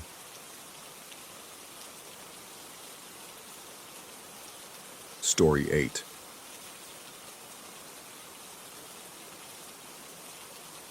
The notification sound had become as familiar as my own heartbeat. 2 years of late-night conversations, of that peculiar intimacy that grows in the space between screens.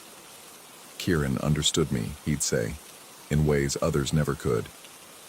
His messages arrived at precisely the moments when silence felt unbearable, when the walls of my apartment seemed to press closer with each passing hour. "I can see right through your words to what you're really thinking," he'd type. And somehow, impossibly, he was right. He'd reference thoughts I hadn't even fully formed, anxieties I'd buried so deep I'd forgotten they existed. The uncanny accuracy of his insights should have unsettled me, but loneliness has a way of making the impossible seem merely thoughtful. When I finally ended things with David, a relationship that had been decomposing for months, Kieran's response came within minutes. Perfect timing. "You need to see me now. In person. Don't let this connection fade into digital static." The flight to Portland stretched endlessly. Somewhere over the Midwest, turbulence rattled the cabin, and I found myself gripping the armrests as my stomach lurched. The man beside me was reading, completely unbothered, but I could swear I felt someone's eyes on me from across the aisle. When I turned to look, passengers were either sleeping or staring at their phones, their faces illuminated by pale screens that made them look ghostly, translucent. Kieran's apartment occupied the top floor of a converted warehouse in the industrial district. The building itself seemed to lean slightly, as if the weight of years had slowly pulled it out of alignment. The hallway smelled of damp concrete and something else, something sweet and cloying that caught in the back of my throat. He opened the door before I could knock, and for a moment, I didn't recognize him. The photos he'd sent over the years hadn't captured how thin he actually was, how his clothes seemed to hang on his frame like fabric on wire. His smile was exactly as I remembered from our video calls, but in person, it seemed to stretch just a little too wide, lasting just a beat too long. "You made it," he said, stepping aside to let me enter. "I was starting to worry you'd changed your mind." The apartment was smaller than I'd expected, dominated by floor-to-ceiling windows that offered a view of the Willamette River. But it was the smell that struck me most. That same sweet, organic scent from the hallway. Stronger here, almost suffocating. When I asked about it, Kieran just shrugged, mentioning something about old pipes and poor ventilation. That first evening dissolved into awkwardness. The easy conversation we'd maintained for 2 years seemed to have evaporated, leaving behind stretches of silence that felt deliberately placed, like pauses in a performance. Kieran would make observations about my appearance, my mannerisms, delivered not as compliments but as statements of fact. You touch your neck when you're nervous. You did that in our video calls too, but the angle was different. Now I can see how your pulse quickens. I tried to laugh it off, but his attention felt invasive, clinical.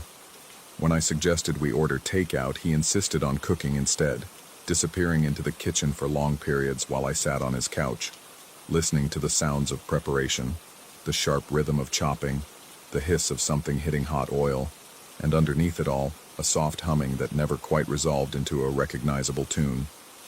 Dinner was elaborate, the kind of meal that required more effort than seemed warranted for a casual evening. Kieran watched me eat with intense focus, commenting on my preferences, my eating habits, as if he were collecting data. You always eat the vegetables first. I noticed that when we had video dinner dates. You're very methodical about it. I hadn't realized he'd been paying such close attention, and the knowledge sat uneasily in my stomach alongside the rich food. The bedroom was sparse. Just a bed, a dresser, and those same massive windows. Kieran had prepared the space carefully, candles arranged on surfaces, fresh sheets that smelled of lavender. But something about the room felt wrong, off balance. It took me several minutes to realize that there were no personal items visible anywhere. No books, no photographs, nothing that suggested someone actually lived there. Sleep came fitfully.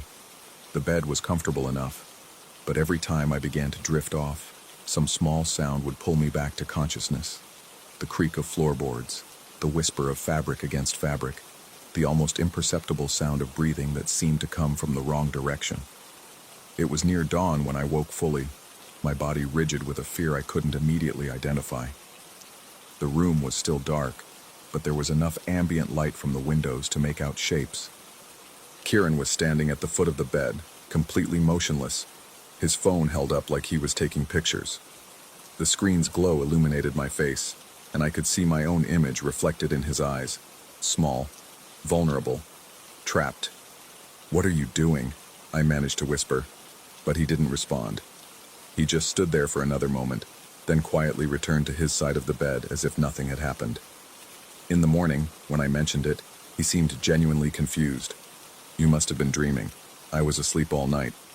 You know how the mind can play tricks when you're in an unfamiliar place." But I knew what I'd seen. The memory was too vivid, too specific to be a dream. Still, his certainty made me question myself, made me wonder if the stress of travel and the unfamiliar environment had indeed created false perceptions. The second day passed in a haze of mounting unease. Kieran's behavior grew more possessive, more intrusive. He seemed to know things about me that I'd never told him. The name of my childhood dog, the scar on my shoulder from a bicycle accident when I was 12, the exact way I liked my coffee prepared. When I asked how he knew these details, he'd smile that too wide smile and say something about paying attention, about really listening. His apartment began to feel like a carefully constructed stage set. I started noticing inconsistencies. Books on shelves that were clearly props, never opened, their spines perfectly aligned. Food in the refrigerator that showed no signs of being consumed. A bathroom medicine cabinet filled with products that looked untouched, arranged with museum-like precision. That second night I barely slept at all. Every shadow seemed to shift and move. Every sound carried the suggestion of surveillance. I found myself checking my phone obsessively, but there was no signal, no way to contact the outside world. When I mentioned this to Kieran, he explained that the old building blocked cellular reception, that Wi-Fi was spotty at best. By the third morning, my nerves were frayed to breaking. Kieran watched me over breakfast with that same clinical intensity, making observations about my stress levels, my lack of sleep, as if he were documenting my deterioration. "You're not enjoying yourself," he said, not as a question, but as a diagnosis. I thought this would help us connect on a deeper level. but you're pulling away. The truth was, I felt trapped, observed, studied like a specimen under glass. Every instinct screamed at me to leave, but Kieran had a way of making my concerns seem irrational, paranoid. He'd listen to my complaints with apparent sympathy, then gently suggest that I was overreacting, that the stress of the past few months had affected my perception. When he left for what he called an important errand, I made my decision. I packed quickly, quietly, my hands shaking as I stuffed clothes into my suitcase. The building seemed different in his absence. The hallways longer, the walls closer, the sweet smell more overwhelming. By the time I reached the street, I was practically running. The Uber driver was a middle-aged woman with kind eyes who seemed to sense my distress without asking questions. As we pulled away from the building, I looked back and saw Kieran standing in one of those massive windows, phone in hand, watching our departure with that same clinical attention he'd shown throughout my visit. The flight home was a blur of relief and residual anxiety. I blocked Kieran on every platform we'd shared, deleted his number, tried to scrub every trace of our connection from my digital life. For several days, the silence felt like freedom. Then the emails started. They came from different addresses, always variations of common names combined with random numbers. The messages themselves were brief, usually just a photo attachment and a few words. Thinking of you. Miss our connection. You can't hide forever. The photos were what made my blood run cold. They were selfies, clearly taken by Kieran, but the backgrounds showed locations that looked disturbingly familiar. A coffee shop I frequented, the park where I jogged, the entrance to my gym. But it was the final photo that shattered whatever rational explanations I'd been constructing. It showed Kieran's face, that too wide smile clearly visible, with what appeared to be the lobby of my apartment building behind him. The distinctive marble pattern on the walls was unmistakable, as was the particular arrangement of the mailboxes. I called the building security office, described Kieran, asked if they'd seen anyone matching his description in the lobby. The security guard was helpful but certain. No one fitting that description had been in the building. The keycard log showed no unusual entries. The lobby cameras, he assured me, recorded everything, and there had been no unauthorized visitors. "Are you sure about the location in the photo?" he asked, and suddenly I wasn't sure about anything. I stared at the image on my phone screen, zooming in on details, trying to find some proof that it wasn't my building. But every element matched perfectly: the specific shade of the marble, the exact placement of the security desk, even the reflection pattern on the polished floor. That night I stood at my apartment window, looking down at the street below. The city sprawled in all directions, millions of lights marking millions of lives. But I felt completely isolated, completely exposed. Somewhere in that vast grid, Kieran might be looking back, watching, waiting, understanding me in ways I'd never asked to be understood. My phone buzzed. Another email, another photo. This time the background looked like the view from my own window, taken from an impossible angle, showing a perspective that could only exist if the photographer were floating in midair outside my 23rd floor apartment. I set the phone aside without opening the attachment fully, but the notification preview had shown enough. Kieran's smile, wider than ever, filling the frame, with the text below reading simply, "I told you I understood you. I told you I could see right through you. Now you're beginning to understand me too." The understanding he'd promised was finally arriving, but it wasn't the connection I'd imagined during those 2 years of digital intimacy. It was something far more invasive, more complete. The realization that came to me in that moment, standing alone in my apartment, was that perhaps I had never been talking to someone who wanted to know me. Perhaps I had been talking to someone who already did. Outside, the city continued its endless hum, indifferent to the small drama playing out behind my windows. But in the reflection of the glass, for just a moment, I could swear I saw another face looking back, not my own, but familiar nonetheless, wearing that expression of complete understanding that had once brought comfort and now promised something else entirely. The notification sound chimed again, as familiar as my own heartbeat, and I knew with absolute certainty that this understanding between us was far from over.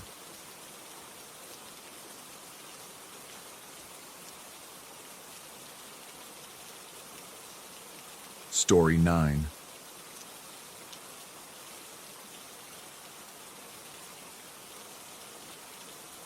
Pride has always been my particular poison, the kind that seeps into your bones and convinces you that admitting weakness is worse than drowning in your own stubborn silence. So when the snoring started, that freight train rumble that shook the walls and left me gasping like a landed fish, I told myself it was temporary. Stress from work, too much coffee, anything but what my body was screaming it actually was. The kitchen cabinets started their midnight symphony 3 weeks after I'd begun waking up with a taste like copper pennies coating my tongue. At first, I blamed the old plumbing. This house, inherited from my grandmother, creaked and groaned with the weight of 8 decades. Water hammer, I reasoned. Pressure changes. Perfectly logical explanations for the sharp bang that would snap me from whatever restless half-sleep I'd managed to find on the living room couch. But water hammer doesn't sound like impatience. It doesn't have rhythm. And it certainly doesn't make every piece of china in the kitchen cabinets ring like funeral bells. The sound became a ritual. I'd drift off around midnight, my body finally surrendering to exhaustion, and somewhere in the gray space between consciousness and dreams, the cabinets would begin their performance. Bang, bang, bang, bang. 3 precise strikes, as if someone was testing the hinges, seeing how much noise they could make before I jolted awake, heart hammering against my ribs like it was trying to escape. I installed the security camera on a Tuesday. A small, wireless thing that promised crystal clear night vision and motion detection. I positioned it with a perfect view of the kitchen, convinced I'd finally catch whatever rodent or settling foundation was responsible for my sleepless nights. The first recording showed nothing but shadows and the pale glow of the refrigerator's ice maker. The second showed the same. By the third night, I was beginning to question my own ears. Then I saw the door. The upper cabinet, the one where my grandmother had kept her good dishes, the set with the tiny blue flowers that hadn't been used since her funeral, stood slightly ajar. Not wide open, just cracked, like someone had closed it carelessly. I watched the timestamp tick forward, 2:47 a.m. The camera's motion sensor had triggered, but the frame was empty except for that one rebellious door, hanging open like a mouth caught mid-sentence. I fast-forwarded through the footage, watching hours compress into minutes, and there, at 3:23 a.m., the door swung shut with enough force to rattle the frame. No hand, no breeze, no explanation. Just the door, moving with what I can only describe as purpose. That's when my cousin from the old country arrived with the photograph. He appeared on my doorstep unannounced, clutching a manila envelope and wearing the kind of smile that suggested he was doing me a tremendous favor. Family obligation, he called it. Cleaning out his mother's attic had unearthed boxes of photographs, documents, and keepsakes that belonged to our shared lineage. Most of it was heading for the trash, but this particular item, he insisted, belonged with me. The photograph was small, sepia-toned, and mounted in a frame that had once been ornate but now bore the patina of age and neglect. 2 men stood in front of a house that looked remarkably similar to mine. The same wraparound porch, the same peaked roof, the same narrow windows that seemed to watch you from whatever angle you viewed them. The men were dressed in the formal attire of the early 1900s, their faces serious and unsmiling in the way of old portraits. One was tall and lean with hollow cheeks, and eyes that seemed to follow you around the room. The other was shorter, stockier, with a thick mustache and hands clasped behind his back.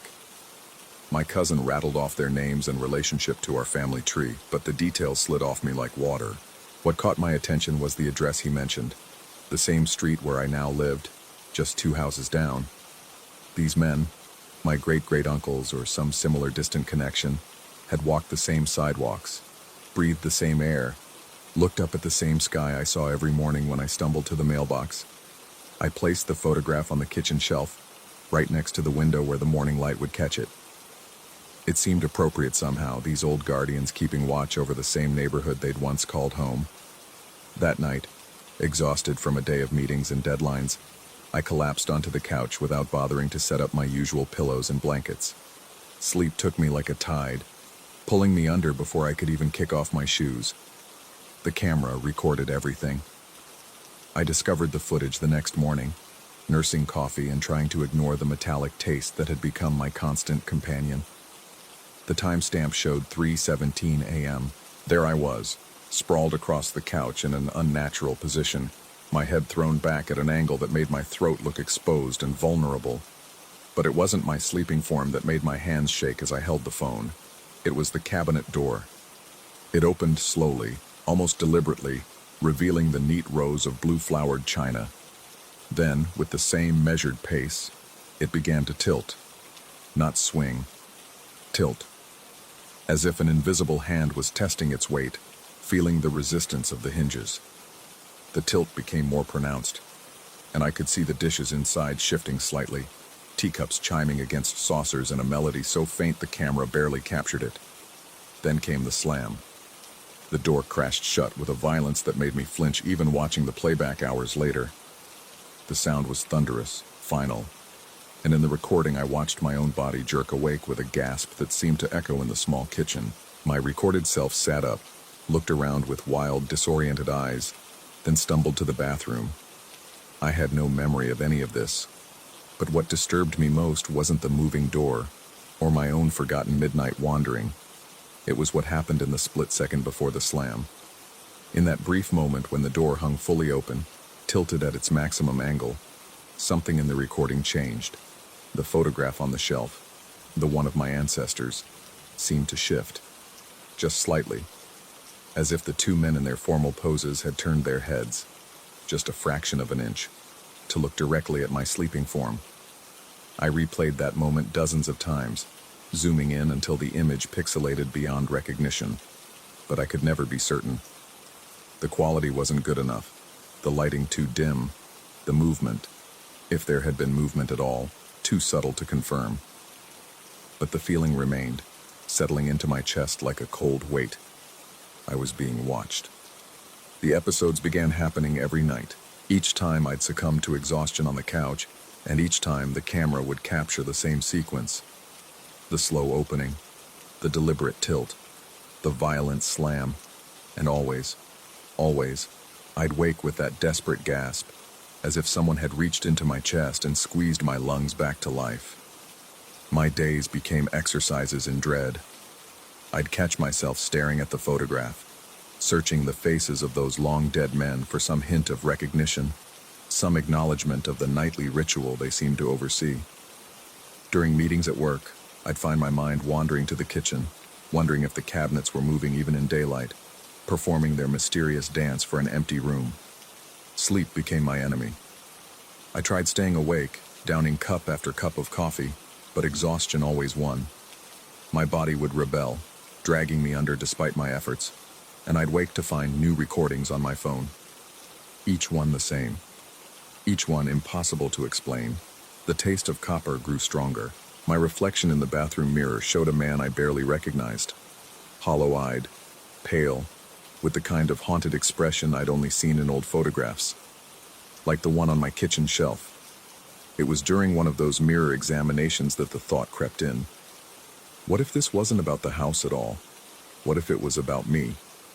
Sleep apnea could cause hallucinations, couldn't it? Oxygen deprivation playing tricks on the brain, creating patterns where none existed. The cabinet door could have been opening and closing on its own for years. Old hinges, settling wood, perfectly natural explanations. And the photograph, well, photographs didn't move. That was just my oxygen-starved brain filling in details that weren't there. But the recordings were real. The timestamps were real. The sound of china rattling in the dark was real. I made an appointment with a sleep specialist, then canceled it the next day. Made another, canceled again. The pattern repeated for weeks. My pride warring with the growing certainty that something was fundamentally wrong. Not with the house. Not with some supernatural visitation from my ancestors. With me. With the way my body forgot how to breathe in the deepest part of sleep. The way my brain starved for oxygen and conjured explanations that made the impossible seem logical. But if it was all in my head, Why did the episodes only happen when I slept near the photograph? I tested this theory one night, moving to the bedroom, as far from the kitchen as the small house would allow. I slept for 6 uninterrupted hours, the first peaceful night in months. The camera showed nothing. No opening doors, no tilting hinges, no violent slams to jolt me back to consciousness. The next night, I returned to the couch. The ritual resumed exactly as before. I began to wonder if the watchers in the photograph weren't trying to harm me but to save me. Each violent slam corresponded perfectly with a moment when my breathing had stopped, when my body had begun the slow slide toward suffocation. Were they my guardians, these long-dead relatives, shocking me back to consciousness before the darkness could claim me permanently? Or was my dying brain simply creating a narrative to explain the unexplainable, weaving stories from oxygen deprivation and family photographs? The question followed me through my days like a shadow. I'd catch myself holding my breath at random moments, testing the limits, wondering at what point my ancestors would intervene. The line between salvation and haunting began to blur. Were they protecting me from the apnea, or was the apnea protecting me from something else entirely? Late one night, as I prepared for another unconscious performance of our nightly drama, I noticed something new. The photograph had shifted, not supernaturally, but physically.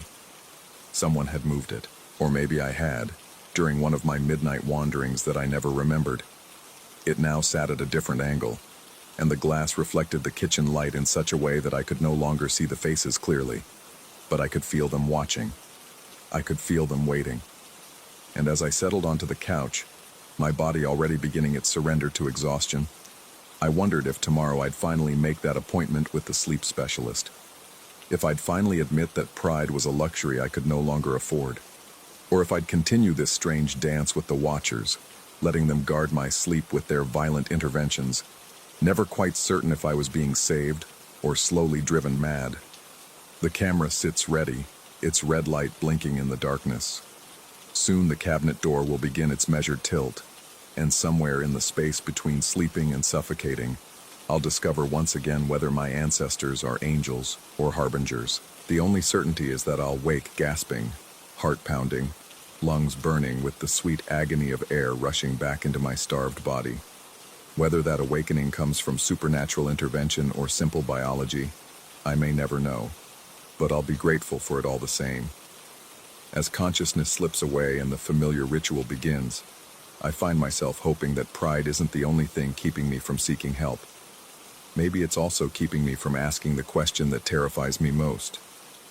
What happens if the watchers stop watching? What happens if they finally let me sleep? Story 10. The crack of the rigging snapping cut through the Wednesday regatta like a gunshot, sharp and final against the gray expanse of San Francisco Bay. I was trimming the jib on restless wind when it happened. The sound carrying across the water with that peculiar clarity fog seems to give to disaster. The other boat, a sleek 40-footer I'd seen around the club but never sailed against, had been pushing hard toward buoy 4 when the wind shifted suddenly from southwest to northwest, gusting to 30 knots without warning. Their stay caught the mark somehow, and in the time it takes to draw a breath, their mast folded like a closing umbrella. What bothered me wasn't the accident itself. Racing sailors know the risks, know that gear fails and weather turns hostile without consultation. What bothered me was how the boat settled afterward, listing to starboard with what I can only describe as deliberate calm, as if it had been waiting for this moment, as if it wanted to lie down in the water and rest. The Coast Guard helicopter arrived within 20 minutes, its rotors chopping the fog into swirling gray ribbons. Red and blue lights strobed from the rescue boats converging on the scene, their sirens doppling across the bay in overlapping waves of urgency. But by the time we sailed close enough to offer assistance, the crew had already been pulled from the water, and the 40-footer was being towed toward the marina, its broken mast trailing in the chop like seaweed. Nobody talked about what had happened. Not really. The rescue boats had their radios, the helicopter crew had their protocols, but when we asked if everyone was okay, we got only terse confirmations and waves directing us to stay clear. The usual post-race chatter on Channel 72 was replaced by cryptic exchanges between official vessels, their voices crackling through static that seemed thicker than usual, as if the fog itself was interfering with transmission. That evening at the club, the bar felt different. The usual crowd was there, weekend warriors still in their foul weather gear, grizzled veterans nursing whiskey and arguing about wind shifts, but conversation kept circling back to the accident with a gravity that didn't match a simple rigging failure. The bartender, a former merchant marine everyone called Skip, kept the handheld radios lined up on the bar like soldiers, their squelch knobs turned down but not off, so they whispered and hissed with distant transmissions. Around 9 o'clock, something changed. All 6 radios began receiving the same signal simultaneously, a low-frequency transmission that shouldn't have been possible on VHF marine channels.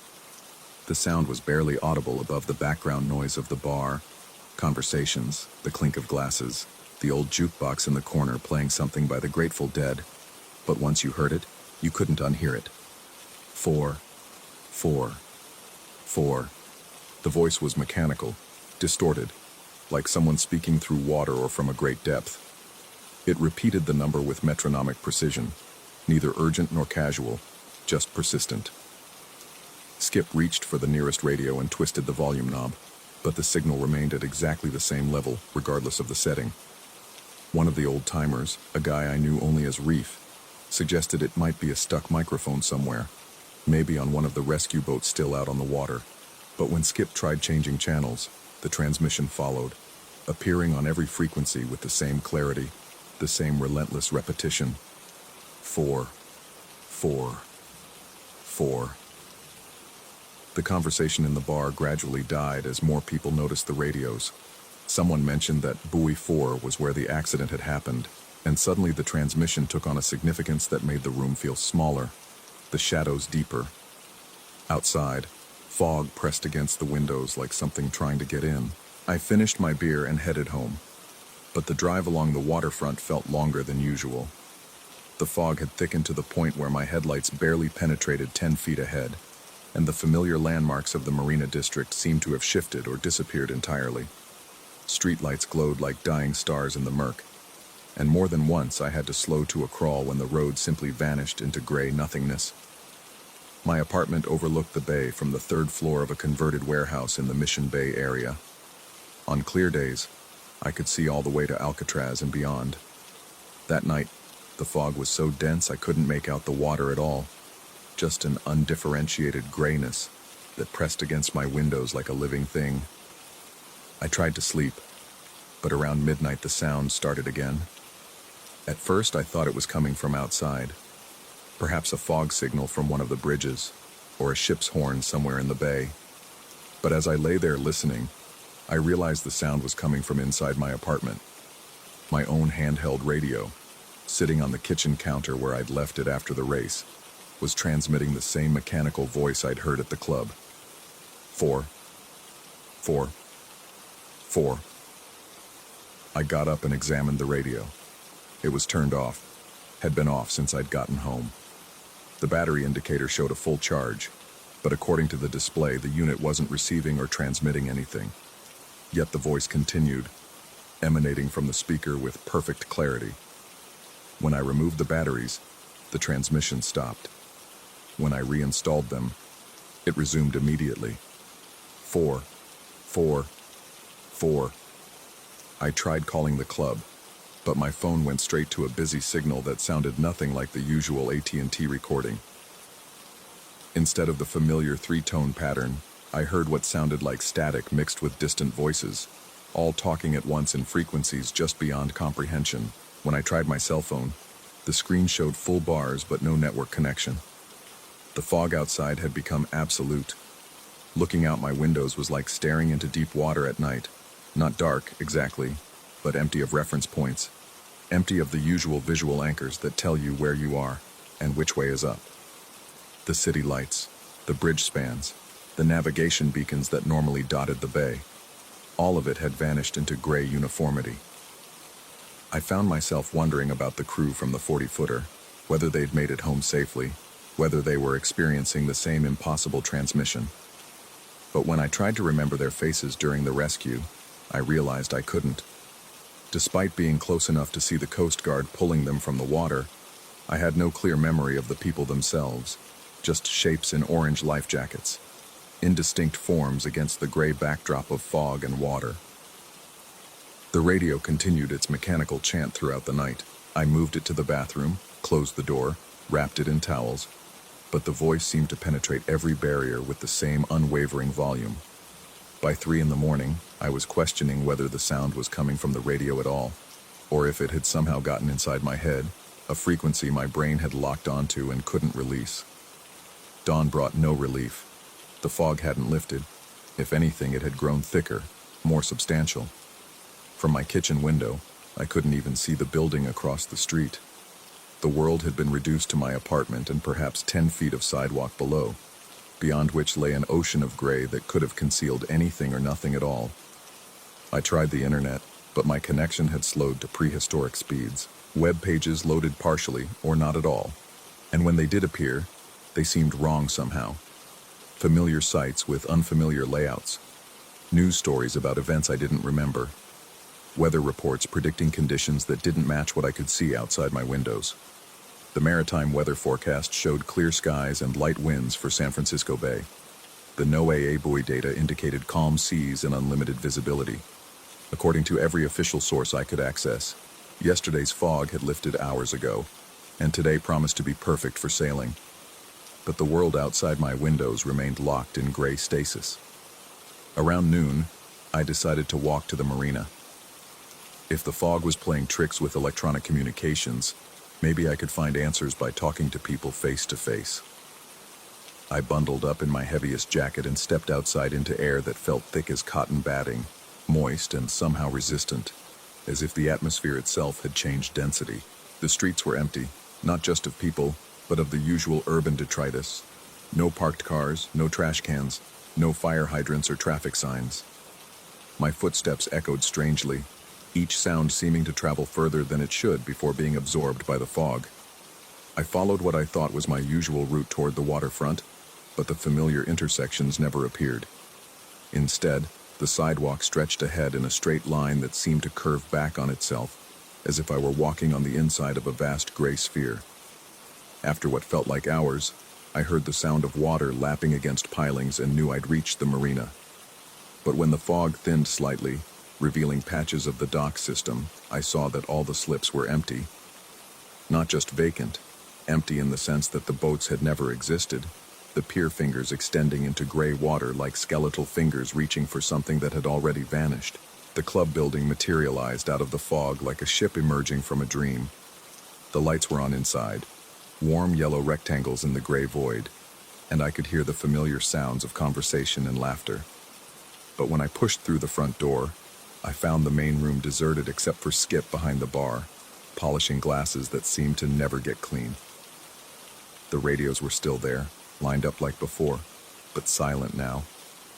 Skip looked up when I entered, his expression neither surprised nor welcoming, just expectant, as if he'd been waiting for me specifically. He mentioned that I looked tired, asked if I'd slept well.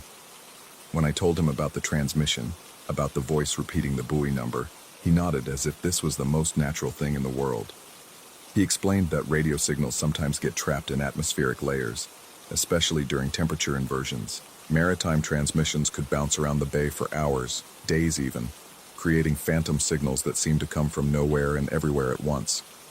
But when I asked about the other people who'd been in the bar last night, who'd heard the same transmission, Skip's expression went blank.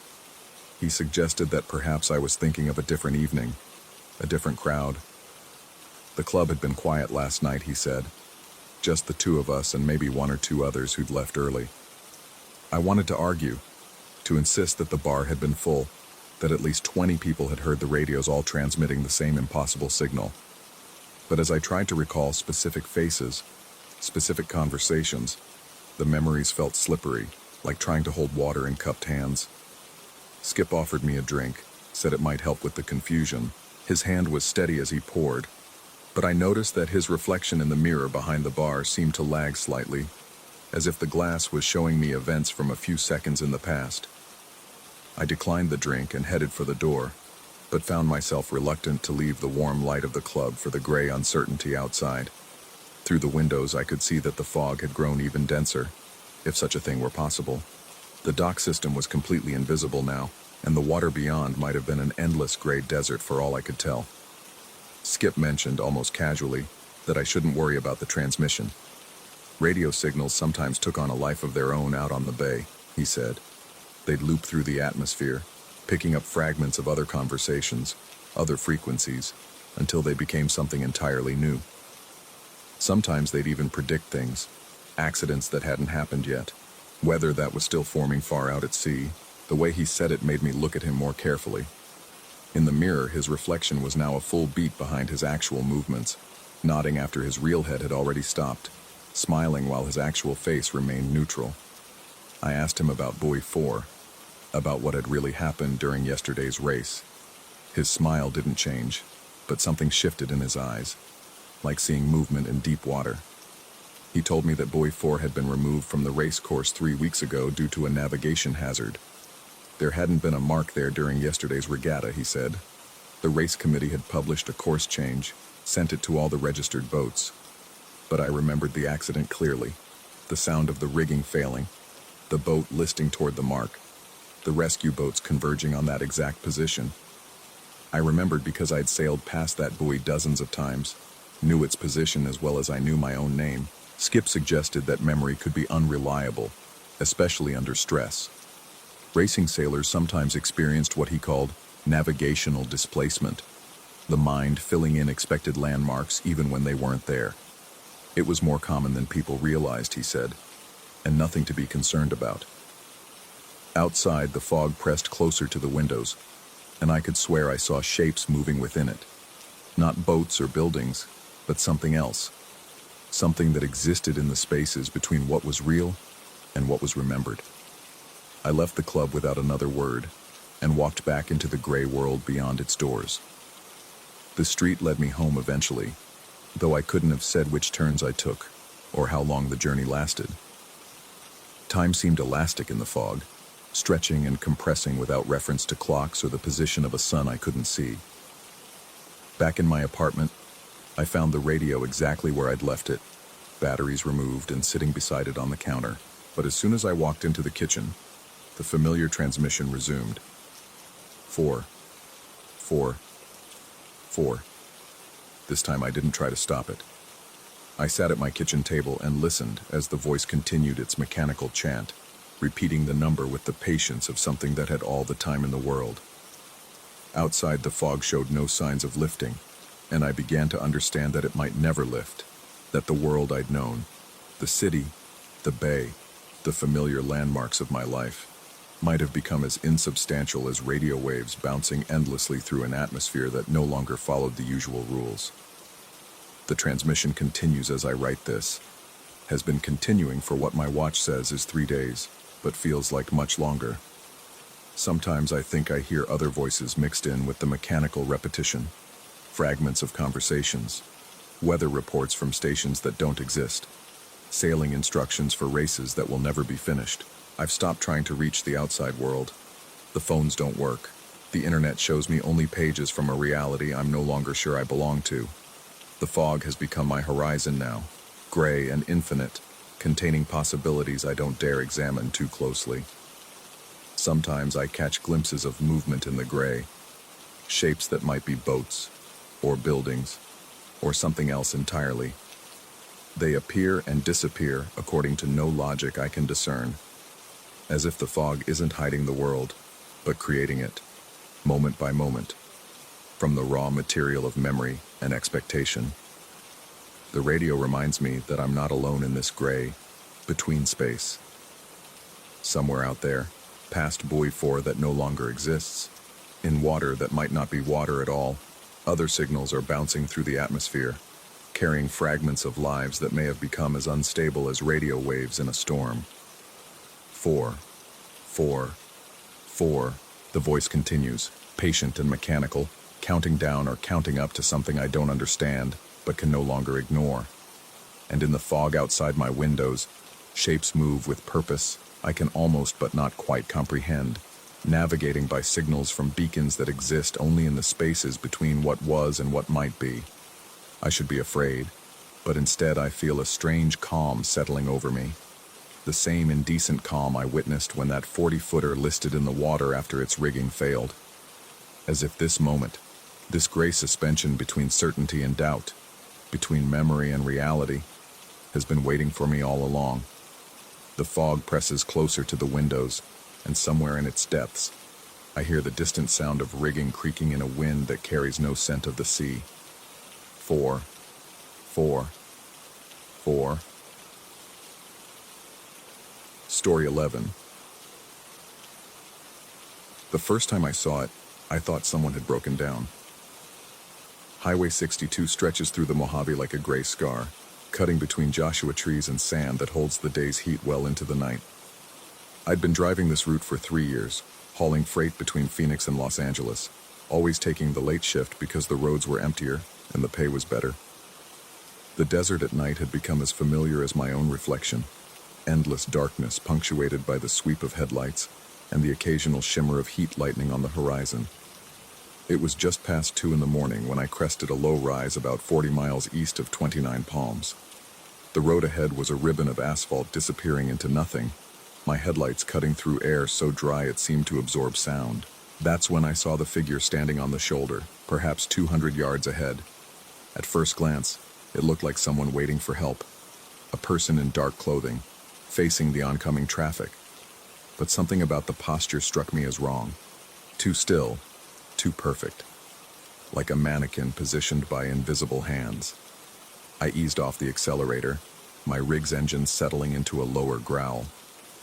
Company policy was clear about stopping for stranded motorists, but decades of late-night driving had taught me caution.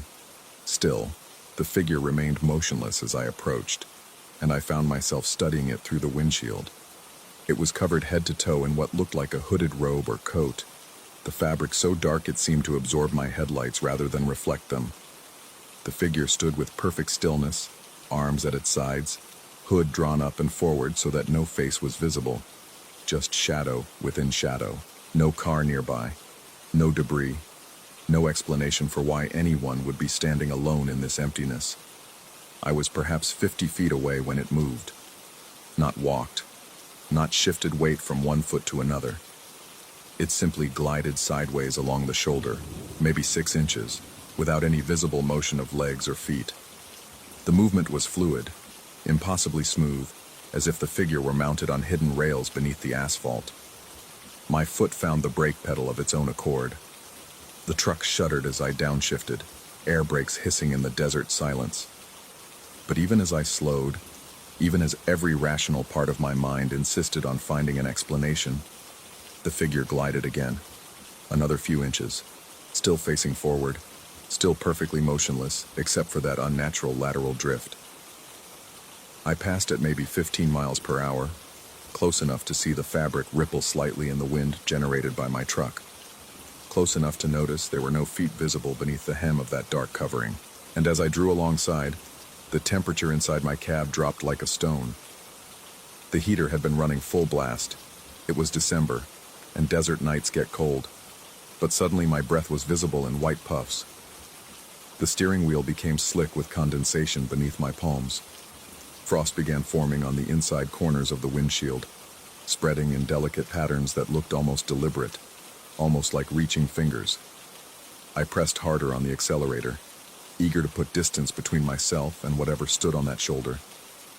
But even as my truck picked up speed, even as the warm air began circulating again and the frost dissolved, I found myself checking the mirrors. The figure had turned, not the whole body, that remained facing forward, motionless as before. But the hood had rotated, tracking my progress down the highway. In the red glow of my taillights, I could see that shadow-shrouded face following my movement, patient and persistent as a compass needle finding north. I drove the remaining 40 miles to Los Angeles without stopping, unloaded my cargo with shaking hands, and spent the rest of that shift parked at a truck stop, drinking coffee and telling myself I'd been hallucinating from fatigue. Nitrogen narcosis, maybe, from the altitude changes, or some kind of desert mirage, heat distortion playing tricks with distant objects. But 3 nights later, making the same run at the same hour, I found myself slowing as I approached that stretch of road. The rational part of my mind insisted the shoulder would be empty, that whatever I'd seen had been fatigue or optical illusion or simple misperception. The figure was there, in exactly the same spot. Same dark covering, same impossible stillness, same hooded face that revealed nothing but shadow. This time I didn't slow down.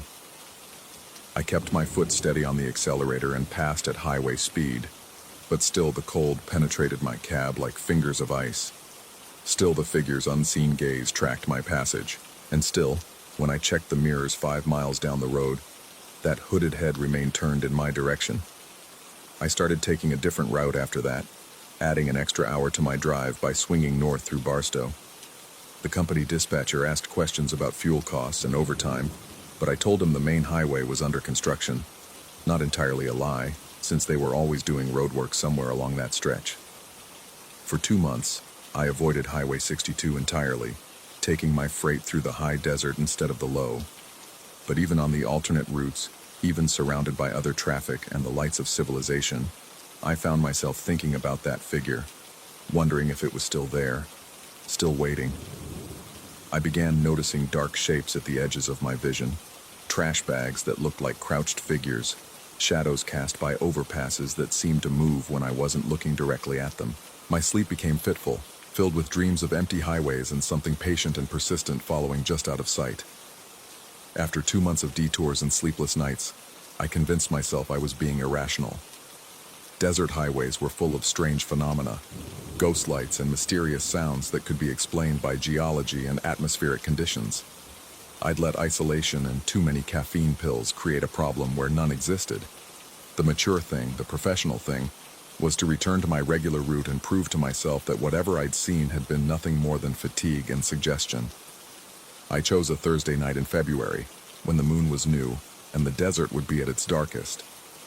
If I was going to confront this fear, better to do it when conditions were at their most challenging. I loaded up on coffee, checked my route, and headed east on Highway 62 just after midnight. The miles passed without incident. Joshua trees stood like dark sentinels against the star-filled sky.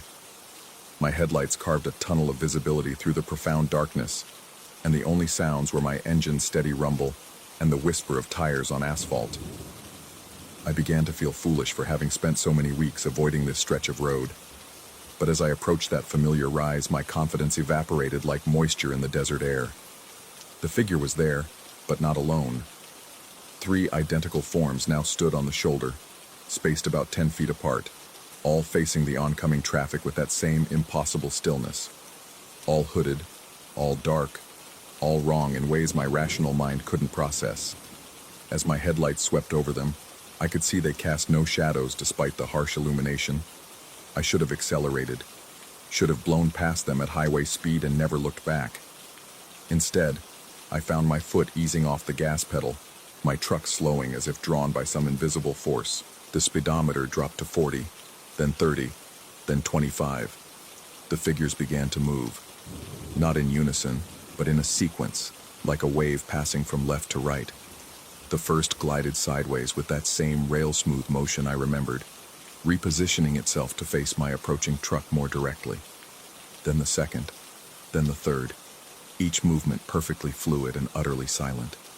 By the time I was 50 feet away, all 3 stood at slightly different angles, their hidden faces trained on my windshield like flowers following the sun. The cold hit harder this time. My breath exploded in white clouds, and ice crystals began forming on every surface inside the cab. The heater fought valiantly against the sudden Arctic temperature, but seemed to have no effect. My hands cramped on the steering wheel as the metal became almost too cold to touch. I passed the first figure at walking speed, close enough to see individual threads in the fabric of its covering, close enough to notice that the material didn't move naturally in the wind. It hung perfectly still, as if each thread were weighted with lead. Close enough to see that where a face should have been, there was only depth, only darkness that seemed to extend far deeper than any hood could possibly allow. The second figure was identical to the first, but somehow I felt more weight behind its attention, as if multiple sets of unseen eyes were focused on my movements. By the time I reached the third, my truck's interior was so cold that my breath formed clouds thick enough to obscure my vision. I had to wipe frost from the windshield with my sleeve just to see the road ahead. But it was after I passed all three figures that the real terror began. In my side mirror, I watched the first figure turn to track my passage, then the second, then the third. But their movements weren't quite synchronized, weren't quite natural. The turning happened in stuttering increments, like stop-motion photography or broken video playback. A few degrees, then a pause. A few more degrees, another pause. As if whatever intelligence guided them was learning how to manipulate physical form, improving with each iteration. I pressed the accelerator to the floor, desperate to put distance between myself and those patient watchers. My truck responded with a surge of power that pushed me back into my seat. But even at 75 miles per hour, even with miles of empty desert behind me, I could feel their attention like a weight between my shoulder blades. Every glance in the mirrors confirmed what I already knew. 3 hooded heads still turned in my direction. 3 shadows still tracking my progress across the wasteland. From that night forward, the sightings became regular. Not every trip. That would have been too obvious, too easily explained. Instead, they appeared according to some pattern I couldn't discern. Sometimes one figure, sometimes 3. Once an entire line of them stretching along the shoulder like dark fence posts. Always in the same general area. Always facing the oncoming traffic. Always moving with that unnatural gliding motion when my headlights found them. I stopped mentioning it to other drivers. The few times I'd brought up strange sightings, I'd been met with knowing nods and suggestions about getting more sleep, cutting back on caffeine, maybe taking some time off. The desert played tricks, they assured me. Everyone who'd driven these routes long enough had seen things that couldn't quite be explained. But those explanations felt hollow when I was alone on Highway 62 at 3 in the morning, watching hooded figures materialize from the darkness like photographs developing in a darkroom. They felt inadequate when the temperature inside my cab dropped to freezing despite a functioning heater, when frost painted patterns on my windshield that looked too deliberate to be random. I began carrying a camera, thinking documentation might provide answers or at least proof of my sanity. But every photograph came back showing empty desert, vacant highway, nothing but asphalt and sand. The figures that stood so clearly in my headlights, that moved so deliberately in response to my approach, simply didn't register on film. Digital, analog, video, nothing captured them except my own increasingly unreliable memory. That should have been reassuring, should have confirmed what everyone kept telling me about fatigue and hallucination and the tricks that isolation plays on the human mind. Instead, it made everything worse. If I was imagining these encounters, why were they so consistent? Why did they follow rules, appearing in the same locations, behaving in predictable patterns, responding to my presence with what seemed like intelligence? And if I wasn't imagining them, what did it mean that they existed beyond the reach of cameras and recording devices? The worst part was the growing sense that they were learning. In the early sightings, the figures had simply watched, tracked my passage with those unseen faces, and then returned to their forward-facing vigil. But over time, their behavior became more complex. They began positioning themselves more strategically, spreading out along curves in the highway where my headlights would sweep across them at maximum visibility. They started appearing in my peripheral vision during daylight hours, dark shapes that vanished the moment I tried to focus on them directly, and they began following me home. Not physically, not in any way I could prove or document, but in rest stops and truck depots.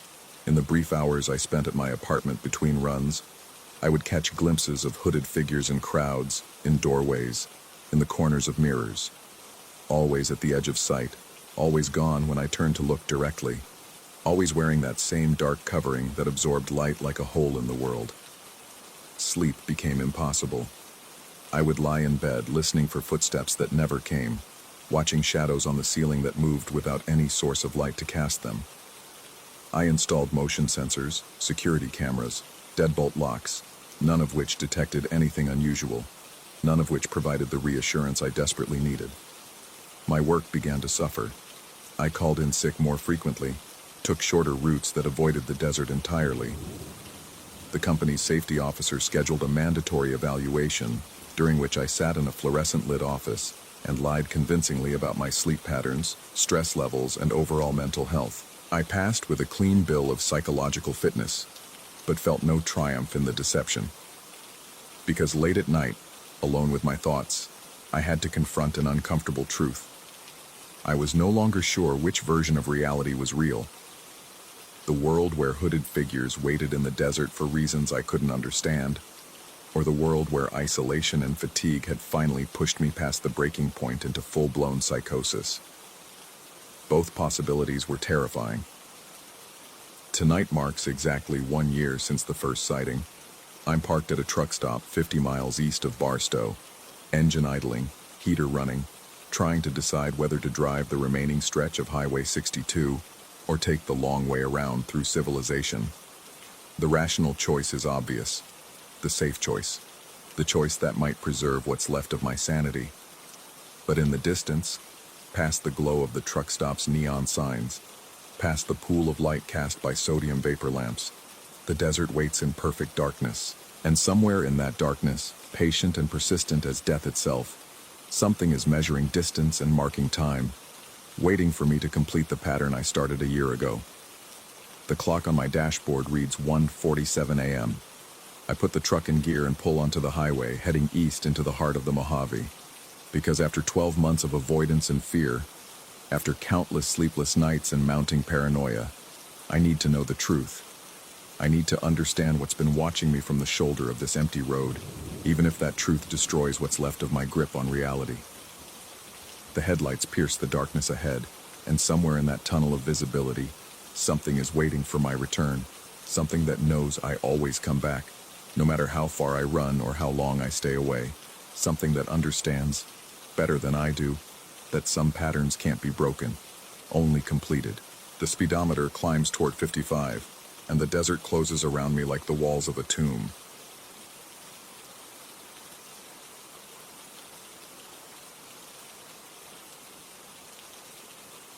Story 12.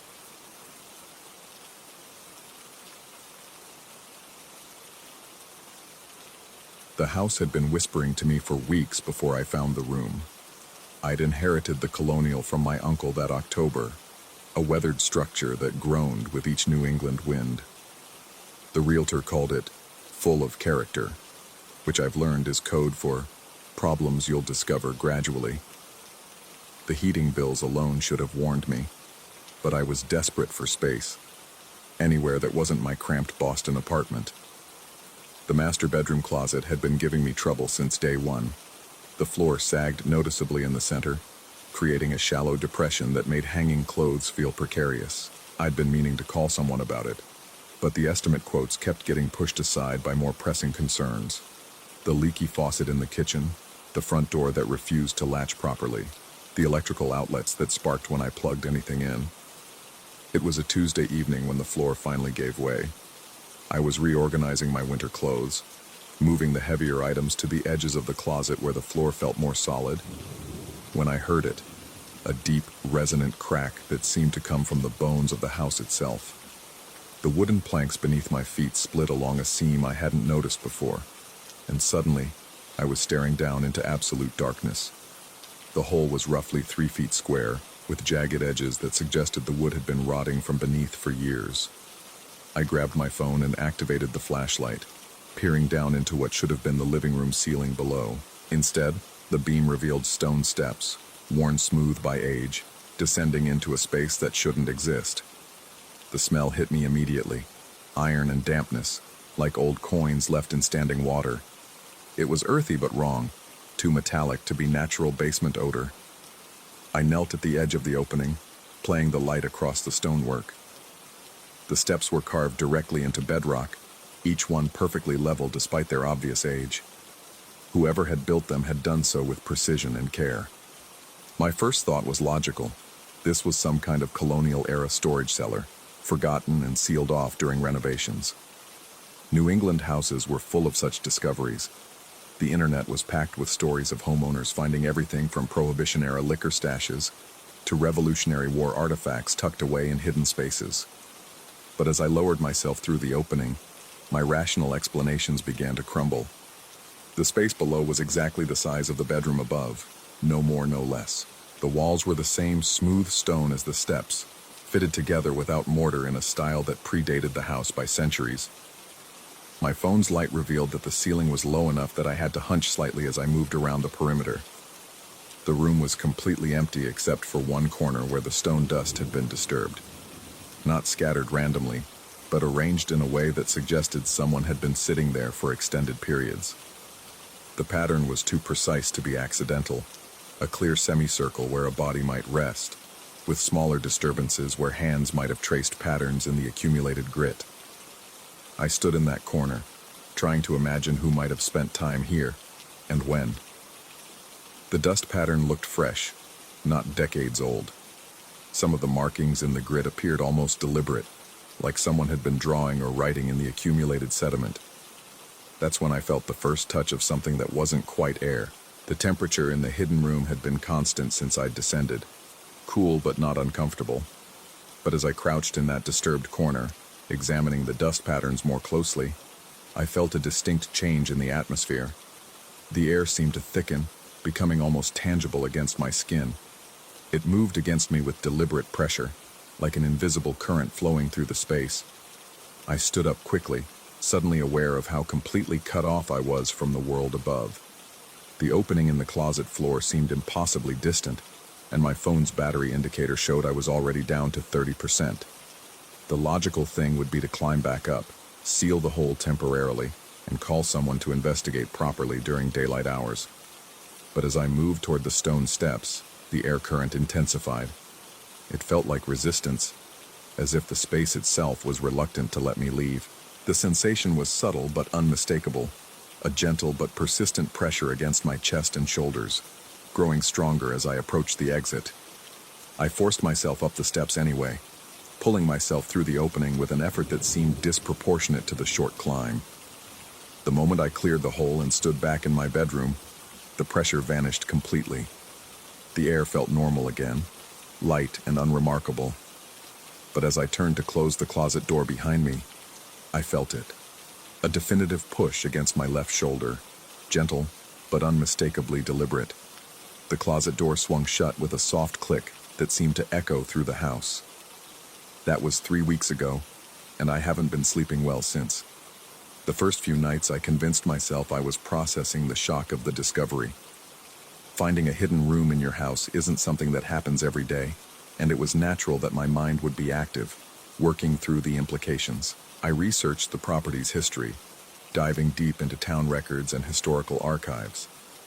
The house had been built in 1847 by a physician named Dr. Blackwood, who'd practiced until his disappearance in 1863. The official record stated he'd left town abruptly, abandoning his practice and property. But the newspaper accounts from that period painted a stranger picture.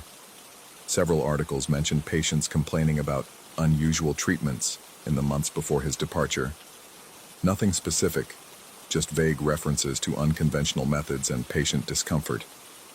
The property had changed hands frequently after that, never staying in one family for more than a decade. Previous owners cited various reasons for selling: financial difficulties, relocations for work, family circumstances.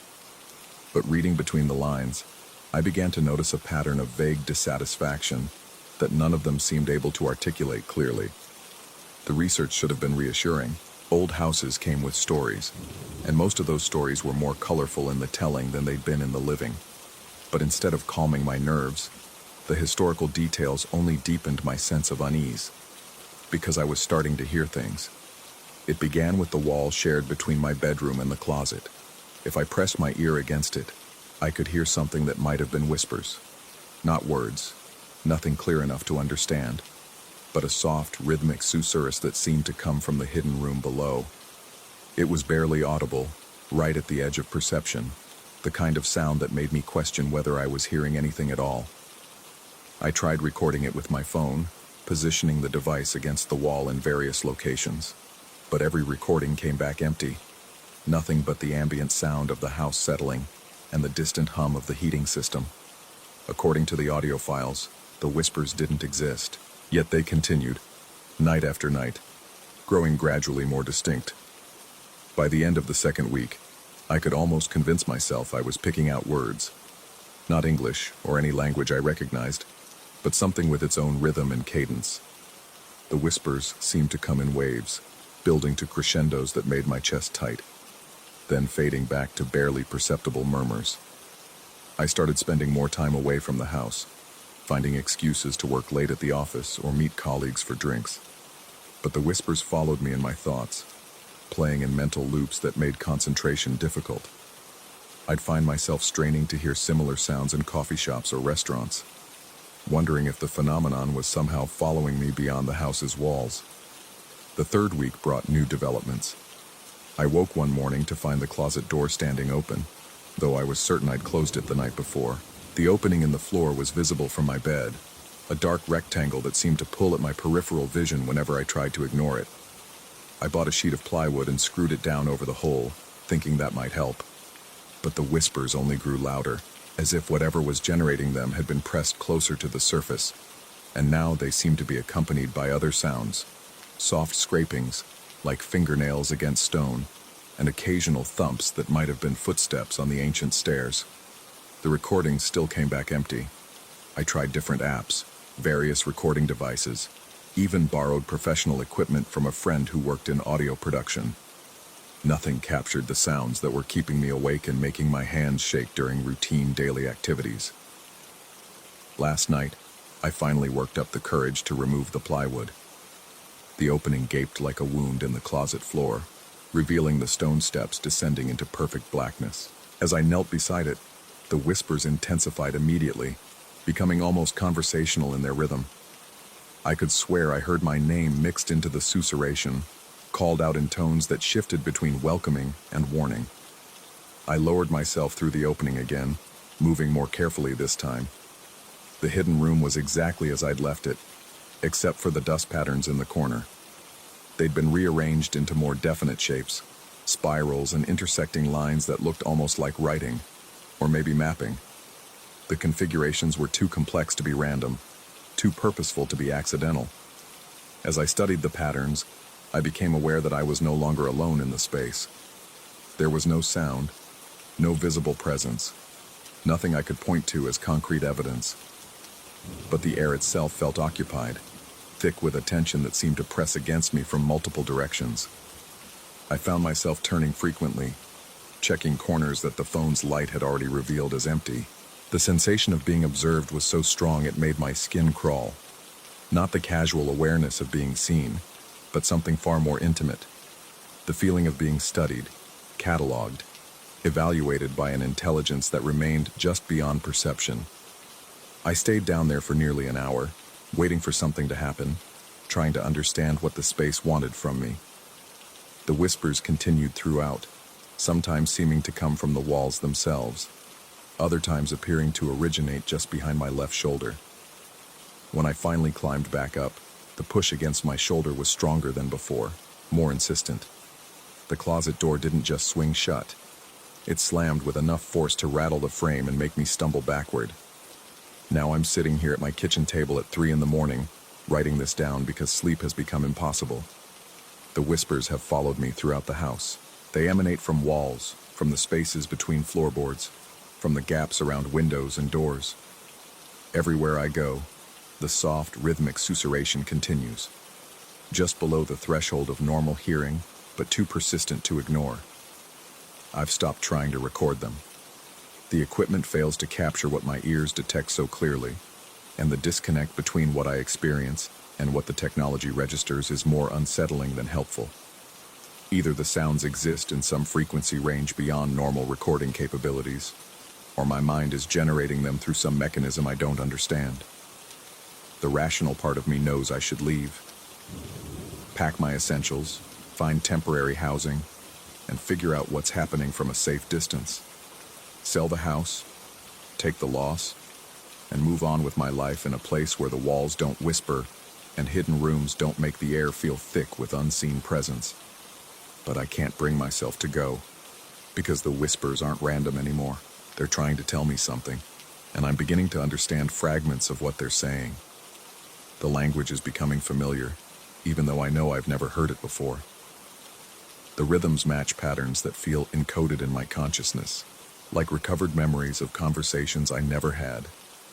And sometimes, when I press my ear to the bedroom wall in the perfect silence of pre-dawn hours, I swear I can hear my own voice whispering back. Story 13. The first time I heard him play, the fluorescent lights in the Riverside Public Library seemed to flicker in rhythm with his finger-picking. I'd been researching local folk traditions for my thesis when the soft melody drifted from the community room, weaving between the whispers of turning pages and the distant hum of the heating system. November in Cedar Falls meant early darkness, and the library's windows had already turned into black mirrors reflecting our hunched forms among the stacks. His voice carried a slight accent that suggested rain-soaked streets and industrial chimneys, though when I later asked, he claimed Manchester as home with the casual certainty of someone reciting their address. The guitar case at his feet bore stickers from venues I'd never heard of, their edges curled and faded like old photographs left in sunlight. Something about his presence pulled at the edges of my attention even when I tried to focus on my research.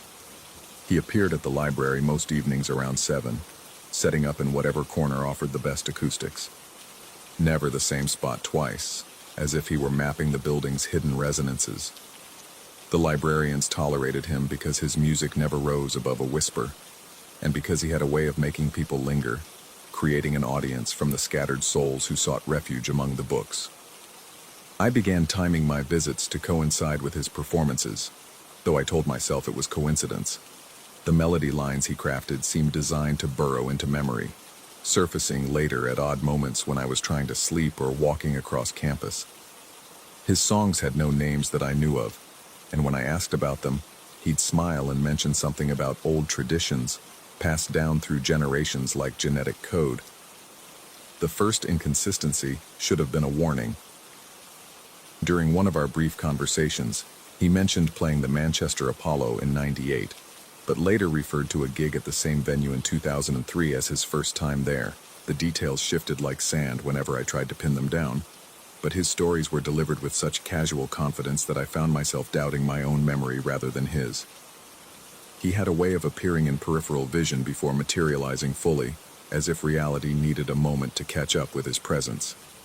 I'd be scanning the philosophy section and catch a glimpse of movement, only to find him already seated in the far corner, tuning his guitar with the deliberate precision of ritual.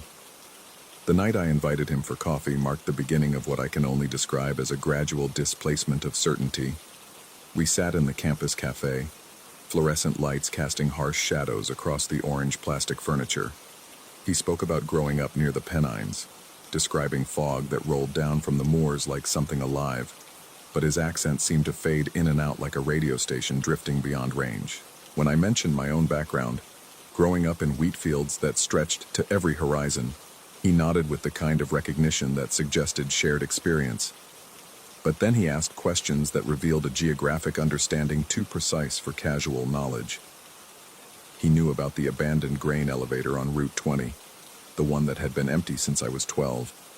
He described the way sunset painted its rusty sides with an accuracy that made my skin crawl with the peculiar chill of being truly seen. The field trip to the Natural History Museum should have been routine. 3 hours of cataloging regional artifacts for Dr. Hernandez's class, followed by a brief presentation on cultural preservation techniques. I'd packed my notebook and camera, prepared for another afternoon of dusty display cases and carefully controlled lighting. He was there before I arrived, studying a collection of pioneer tools with the absorbed attention of someone reading scripture. The coincidence felt electric in my nervous system, setting off alarm bells that I couldn't quite justify. Cedar Falls wasn't a large town, but it wasn't small enough for random encounters to feel inevitable. Throughout the afternoon, he maintained a careful distance, always one room away, always studying something just out of my direct line of sight. When I moved to the geological displays, I'd catch glimpses of him examining historical photographs. When I focused on Native American artifacts, the soft sound of his breathing would drift from the pioneer section. He never approached directly, never initiated conversation, but his presence pressed against my awareness like a bruise that hadn't yet formed. The museum's layout encouraged circular movement, visitors flowing through connected galleries in a predictable pattern. But his positioning defied this logic. As if he understood the building's rhythms better than the docents who worked there daily, he appeared wherever I intended to go before I'd fully decided to go there, standing in spaces I'd planned to occupy with the patient certainty of someone who'd been waiting. During my lunch break, I sat on the museum steps and scrolled through social media, needing the familiar distraction of other people's curated lives. My notifications showed the usual mix of friend updates and academic announcements, but buried among them was a comment on a photo I'd posted the previous week, a sunset shot taken from my apartment window, capturing the specific angle of light that falls across Cedar Falls at 7:23 p.m. The comment was generic, a single heart emoji from an account I didn't recognize. But the profile picture, barely visible in thumbnail form, showed a familiar silhouette against what looked like evening light. My thumb hovered over the screen as recognition crawled up my spine like cold fingers. I'd been careful about my privacy settings, restricting visibility to friends and their friends. The account that had liked my photo shouldn't have been able to see it. I clicked through to the profile, but it had vanished, leaving only the ghost of its interaction in my notification history. That evening, I mentioned the museum encounter to my partner, describing it as one of those weird small-town coincidences that feel more significant than they are. But as I spoke, I watched his expression change, recognition dawning like storm clouds gathering on a clear horizon. He asked to see my phone, scrolling through my recent photos with the methodical thoroughness of someone searching for evidence. When he found the musician's face among the candid shots from the library, his reaction was immediate and visceral, a sharp intake of breath followed by the kind of silence that precedes revelation. The name he spoke wasn't the one I'd been given. According to my partner, the man in my photographs had a history that stretched back through various online communities, a pattern of manufactured identities and carefully crafted deceptions, dating profiles with different names and backstories, social media accounts that contradicted each other, a trail of digital breadcrumbs that led nowhere and everywhere simultaneously. The confrontation happened the next evening at the library. I found him in his usual spot, guitar case open, fingers dancing across strings in a melody that seemed designed to dissolve memory. When I approached, he looked up with the mild curiosity of someone being interrupted during prayer. I presented the information carefully, watching his face for signs of recognition or guilt. Instead, he smiled with the serene confidence of someone who'd been expecting this conversation for years. From his wallet, he produced not one identification card, but 3, each bearing his photograph, but different names, different addresses, different birth dates. He held them up like playing cards, fanning them with theatrical precision. His explanation was delivered in that accent that seemed to strengthen and fade according to some internal rhythm. Identity was performance, reality was consensus, and authenticity was just another mask people wore to feel comfortable in their own skin. The ease with which he demonstrated his deception was more disturbing than the deception itself. He spoke about fake identification with the casual expertise of someone discussing weather patterns, mentioning online resources and printing techniques with the detached interest of an academic describing research methodology. When I asked why, his answer came wrapped in philosophy and folk wisdom, something about truth being too narrow a concept for the full spectrum of human experience. He packed his guitar with the methodical care of someone who'd performed this ritual countless times, each movement precise and economical. I blocked his social media accounts that night, deleted his phone number, and removed every photograph that contained his image. The digital purge felt like exorcism, each deletion accompanied by a small sense of liberation. But technology had become merely one dimension of his presence, and my attempts at digital cleansing proved insufficient for the task at hand. The new accounts began appearing within days. Different usernames, different profile pictures, but always recognizable through some subtle detail that suggested the same consciousness operating multiple identities. A particular way of framing selfies, an identical slight tilt of the head, captions that echoed phrases he'd used in person. These new digital manifestations demonstrated knowledge that shouldn't have been accessible to someone I'd blocked. Photos taken from angles that revealed my daily routes, my favorite study locations, the coffee shops where I spent afternoons reading. The images weren't threatening in any obvious way, but they suggested surveillance with the persistent attention of someone conducting long-term research. I began varying my routines, taking different paths across campus, studying in new locations, shopping at different stores. But the photos continued appearing, always showing places I'd been, always taken from vantage points that suggested patient observation. The timestamps revealed a pattern of documentation that covered most of my waking hours. Sleep became elusive, pursued by the certainty that someone was mapping my existence with scientific precision. Every unfamiliar car parked on my street, every stranger who seemed to linger too long in peripheral vision, every coincidental encounter with someone reading the same book or ordering the same coffee became potential evidence of orchestrated surveillance. The rational part of my mind insisted this was paranoia, the natural result of discovering deception where I'd expected honesty. But rationality proved insufficient against the accumulating evidence of my daily life being observed, cataloged, and reproduced in digital form for purposes I couldn't comprehend. My partner suggested involving campus security, but what could I report? That someone was taking photographs in public spaces, that social media accounts were posting content that made me uncomfortable. The behavior existed in the gray areas between harassment and coincidence, too subtle for official intervention, but too persistent for peace of mind. The library became a space I actively avoided, though my thesis research suffered as a result. I found myself taking circuitous routes that avoided the building entirely, as if its yellow brick facade had become contaminated with memories I couldn't safely process. But even my avoidance felt observed, my absence noted and cataloged with the same attention that had once been directed at my presence. Winter deepened around Cedar Falls, transforming familiar landscapes into something foreign and threatening. The bare trees created new sightlines across campus, their skeletal branches offering insufficient cover for someone who felt perpetually exposed. Snow-muffled sounds that might have provided warning, creating a world where footsteps could approach unheard until they were close enough to matter. The photographs began showing seasonal changes I hadn't yet noticed myself. The first frost on my apartment building's windows, the way ice formed specific patterns on the pond near the graduate library, snowdrifts that accumulated in corners only someone watching carefully would have observed. These images appeared online before I'd consciously registered the changes they documented, as if my observer possessed a more acute awareness of my environment than I did myself.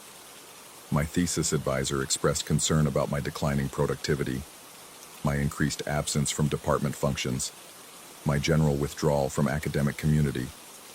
I fabricated explanations about family stress and financial concerns, unwilling to describe the real reason for my increasing isolation.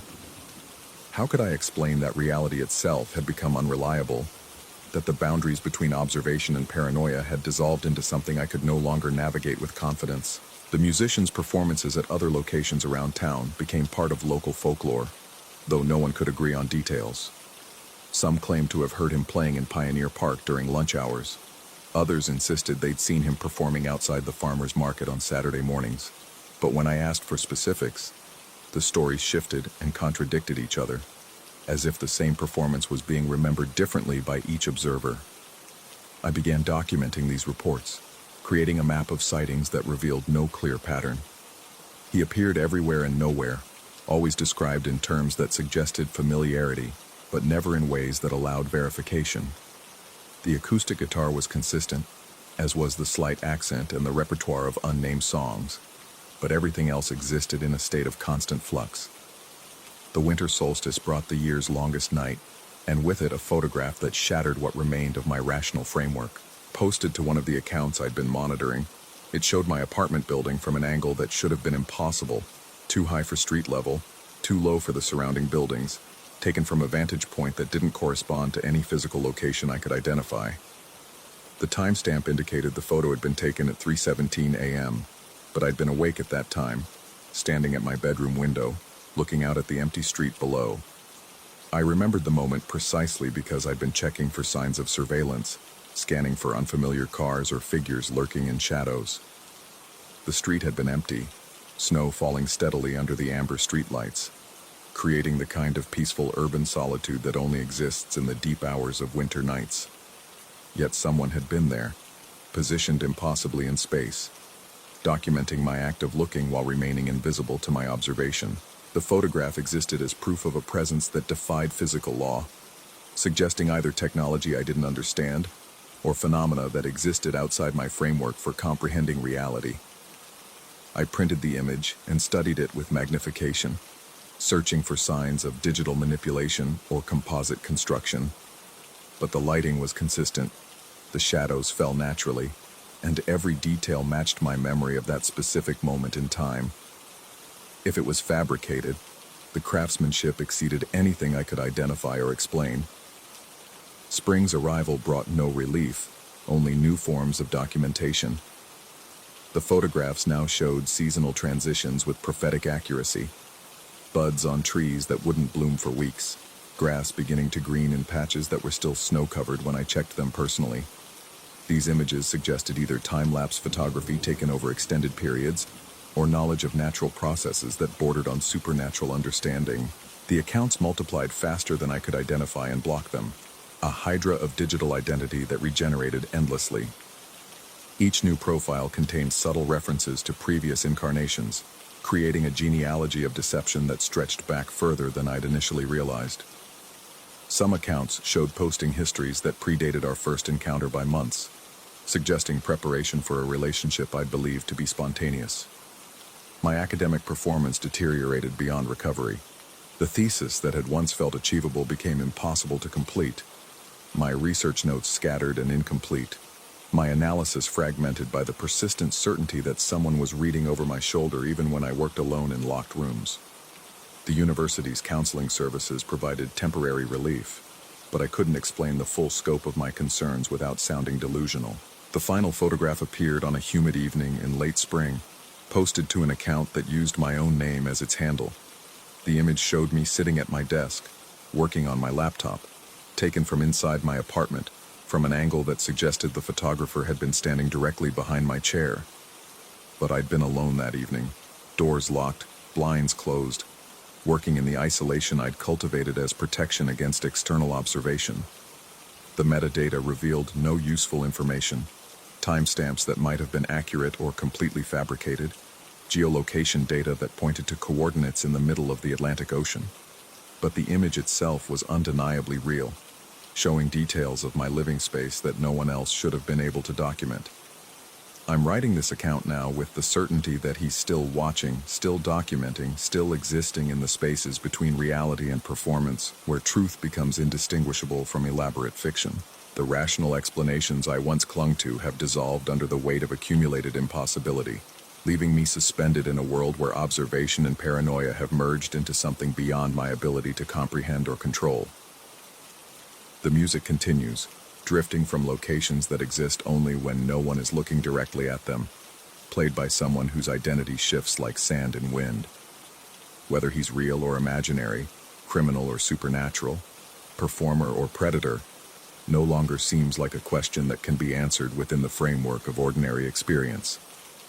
Sometimes I wonder if I'm the performance now, my growing paranoia and social isolation serving as entertainment for an audience I'll never see. The boundary between observer and observed has become so thoroughly blurred that I can no longer determine which side of the lens I occupy, or whether the distinction has any meaning in a world where reality itself has become negotiable. The photographs still appear, documenting a life I'm no longer certain I'm actually living. And somewhere in the spaces between digital and physical, between performance and truth, between sanity and whatever lies beyond it, the music plays on, marking time in a reality that refuses to hold still long enough to be properly understood.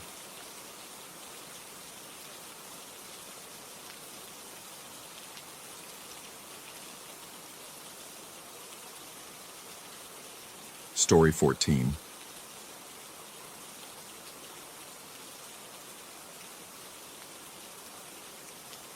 The oil in the cast iron pan hissed and popped as I dropped the diced onions in, their sharp scent cutting through the stale air of the rental house. The television chattered in the background, some ancient children's program I'd stumbled across while channel surfing, its cheerful music and synthetic voices creating a comforting bubble of noise in the too-quiet house on Cascade Road. I hadn't bothered changing the channel. The familiar cadence of scripted enthusiasm helped fill the hollow spaces that seemed to expand every evening after work. The show's host, a woman with an unnaturally bright smile and voice like spun sugar, addressed her invisible audience with the kind of forced cheer that made my skin crawl. But it was background noise, nothing more. I stirred the onions and reached for the bell peppers, already planning my solitary dinner and the blessed numbness of sleep that would follow. "What's your name?" the television asked, as it must have asked thousands of times in countless living rooms across America. From somewhere behind me, from the direction of the hallway that led to the bedrooms, came a voice. Clear, feminine, and undeniably real. "You know mine." The wooden spoon clattered against the stove as my hand jerked involuntarily. I stood frozen, listening to the sudden silence that seemed to press against my eardrums like cotton. Even the sizzling of the onions had quieted to nothing.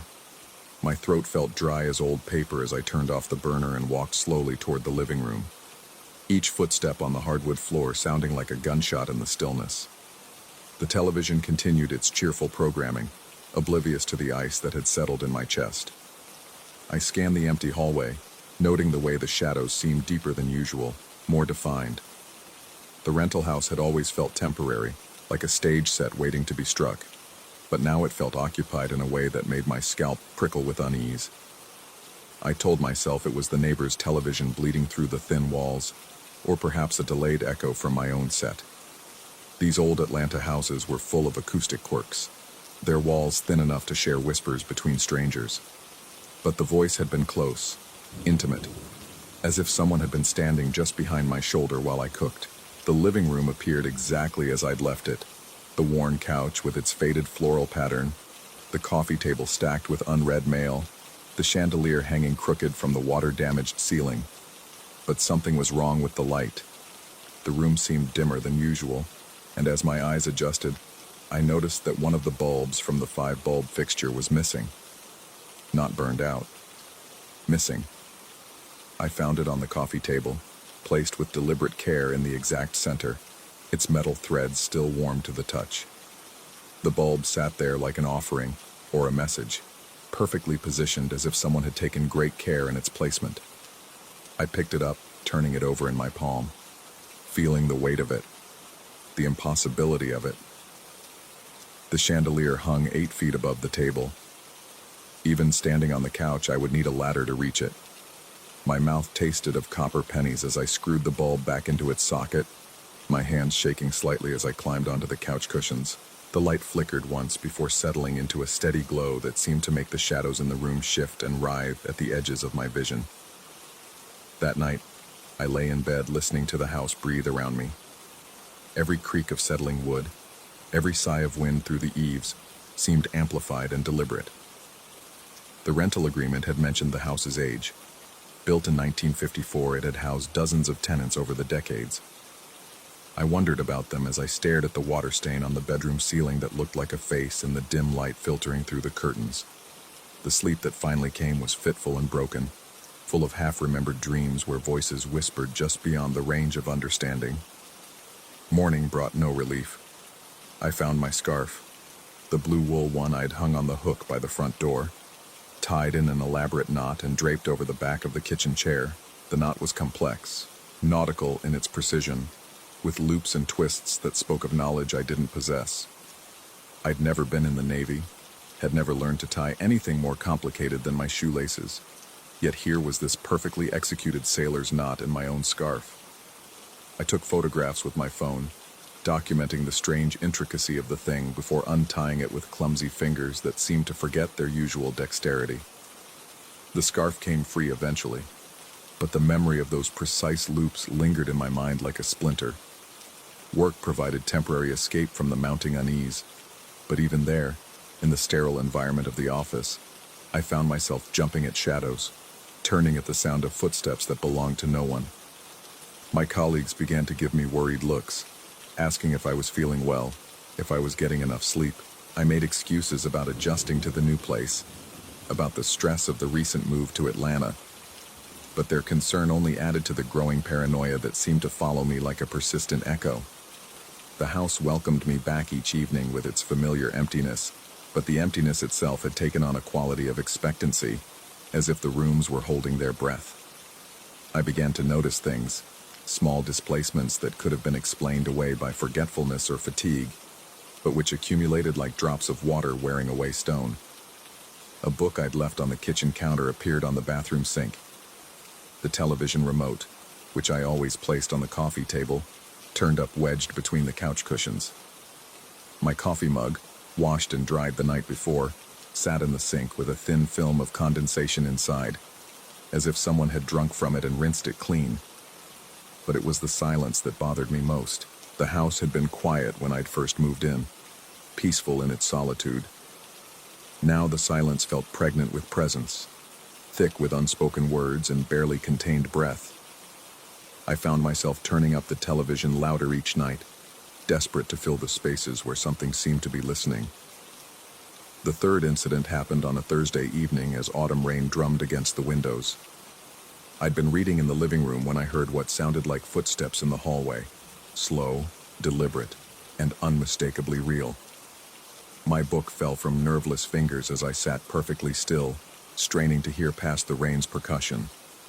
The footsteps stopped directly outside the living room entrance. I could feel a presence there, patient and watchful, separated from me by nothing more than air and intention. The temperature in the room seemed to drop several degrees, and I found myself shivering despite the sweater I wore. Minutes passed like hours before I finally worked up the courage to investigate. The hallway stretched empty and silent, but the hardwood floor was marked with wet footprints. Bare feet, delicate and feminine, leading from the bathroom to where I'd heard the presence stop. The prints were fresh, still glistening in the overhead light, but they led nowhere. They simply ended, as if their maker had dissolved into the charged air of the house. I followed the trail backward to the bathroom, where I found the medicine cabinet standing open, its mirror reflecting an empty room. Inside, my toiletries had been rearranged with the same deliberate care that had marked the placement of the light bulb. My razor, toothbrush, and prescription bottles were lined up in perfect symmetry, labels facing forward like products in a pharmacy display. Sleep became elusive. I lay in bed each night, listening to the subtle sounds of occupancy that had no source. The soft closing of doors, the whisper of fabric against skin, the barely audible hum of someone moving through rooms I could not see. My eyes grew hollow with exhaustion, and my hands developed a fine tremor that I couldn't quite control. The rational part of my mind offered explanations. Stress, isolation, the natural tendency of the human brain to find patterns in randomness. Perhaps I was moving things myself and forgetting, acting out some subconscious drama of displacement and loneliness. The alternative, that I was sharing my temporary home with something that defied explanation, seemed too impossible to entertain seriously.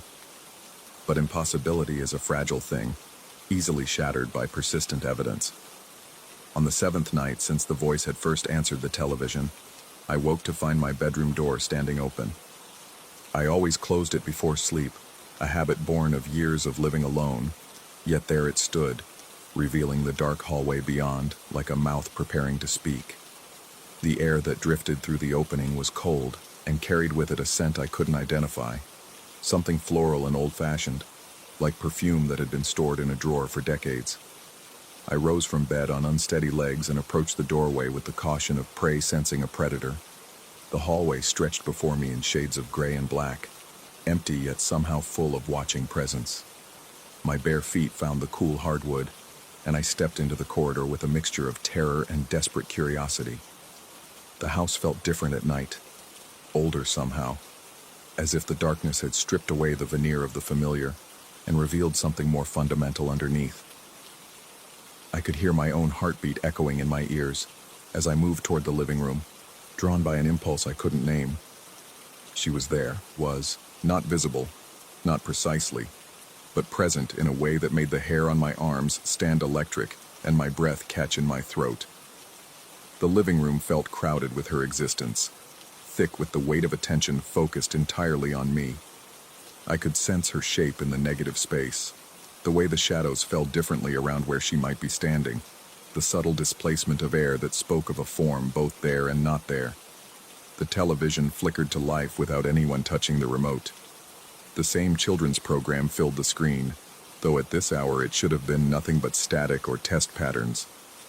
The host's cheerful voice filled the room with its synthetic warmth, asking questions of an audience that existed only in the space between transmission and reception. "What brings you joy?" the television asked, and I felt rather than heard the answer that seemed to vibrate through the floorboards beneath my feet. "You do." My voice cracked as I finally found the courage to speak aloud, addressing the presence that filled the room like held breath. I told her, whatever shared my space, that I would be leaving soon, that the lease was month to month and I had no intention of staying past the holidays. The words tumbled out in a rush, explanations and apologies directed at an entity I couldn't see and wasn't certain existed outside my own unraveling sanity. The television went dark with a soft click, as if invisible fingers had found the power button. In the sudden silence, I felt the presence shift and settle, like a cat curling up in a sunny patch of floor. There was something almost satisfied in the quality of the attention that remained focused on me, the feeling of having been heard and understood in ways that language couldn't quite capture. I returned to bed, but didn't sleep. Instead, I lay staring at the ceiling, feeling the house breathe around me with a rhythm that wasn't quite my own. The presence that had filled the living room seemed to disperse gradually, settling into the walls and floorboards like smoke being absorbed by fabric. Dawn brought no revelations, no dramatic resolution to the questions that had taken root in my mind like invasive plants. I packed methodically over the following days, each item wrapped and stored with the careful attention of someone trying not to disturb a sleeping animal. The house remained quiet during this process, almost cooperative, as if whatever inhabited its spaces understood that my tenancy was drawing to a close. On my last morning, as I loaded the final boxes into my car, I found one last message waiting for me. On the kitchen counter, spelled out in letters cut from newspaper and magazines with the precision of a ransom note, were the words, "Thank you for staying." I left the letters where I found them, a small offering to whatever had shared those weeks with me. The drive away from Cascade Road felt like awakening from a dream, or perhaps like falling asleep into one. The rational world reasserted itself with each mile that passed, offering comfortable explanations for what couldn't be comfortably explained. But sometimes, in the quiet moments between sleep and waking, I find myself wondering about the house and its patient occupant. I wonder if she's still there, waiting for the next temporary tenant to provide brief company in her endless residence. I wonder if the voice I heard was born from loneliness, mine or hers, and whether the distinction matters in the end. The new apartment is bright and modern, filled with the sounds of living neighbors and traffic. There are no unexplained voices here, no mysteriously rearranged objects or impossible knots tied in familiar things. It should feel like relief, this return to the explainable world. Instead, it feels like exile from a truth too strange to name but too persistent to forget entirely. Some nights, when the silence grows too complete, I find myself almost missing the weight of that watchful attention.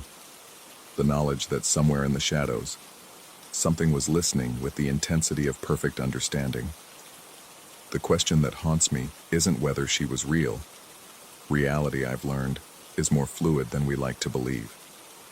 The question is whether I was the ghost in her story, a temporary disruption in the long, patient existence of something that had found its home in the spaces between explanation and acceptance. I keep the photographs of the sailor's knot on my phone, sometimes studying them in quiet moments, tracing the pattern of loops and twists that my hands could never have created. They remind me that some mysteries are meant to be experienced rather than solved, and that the boundary between the possible and impossible is thinner than we imagine, as thin as the voice that answers when we think we're alone, as delicate as the touch that rearranges our familiar world while we sleep.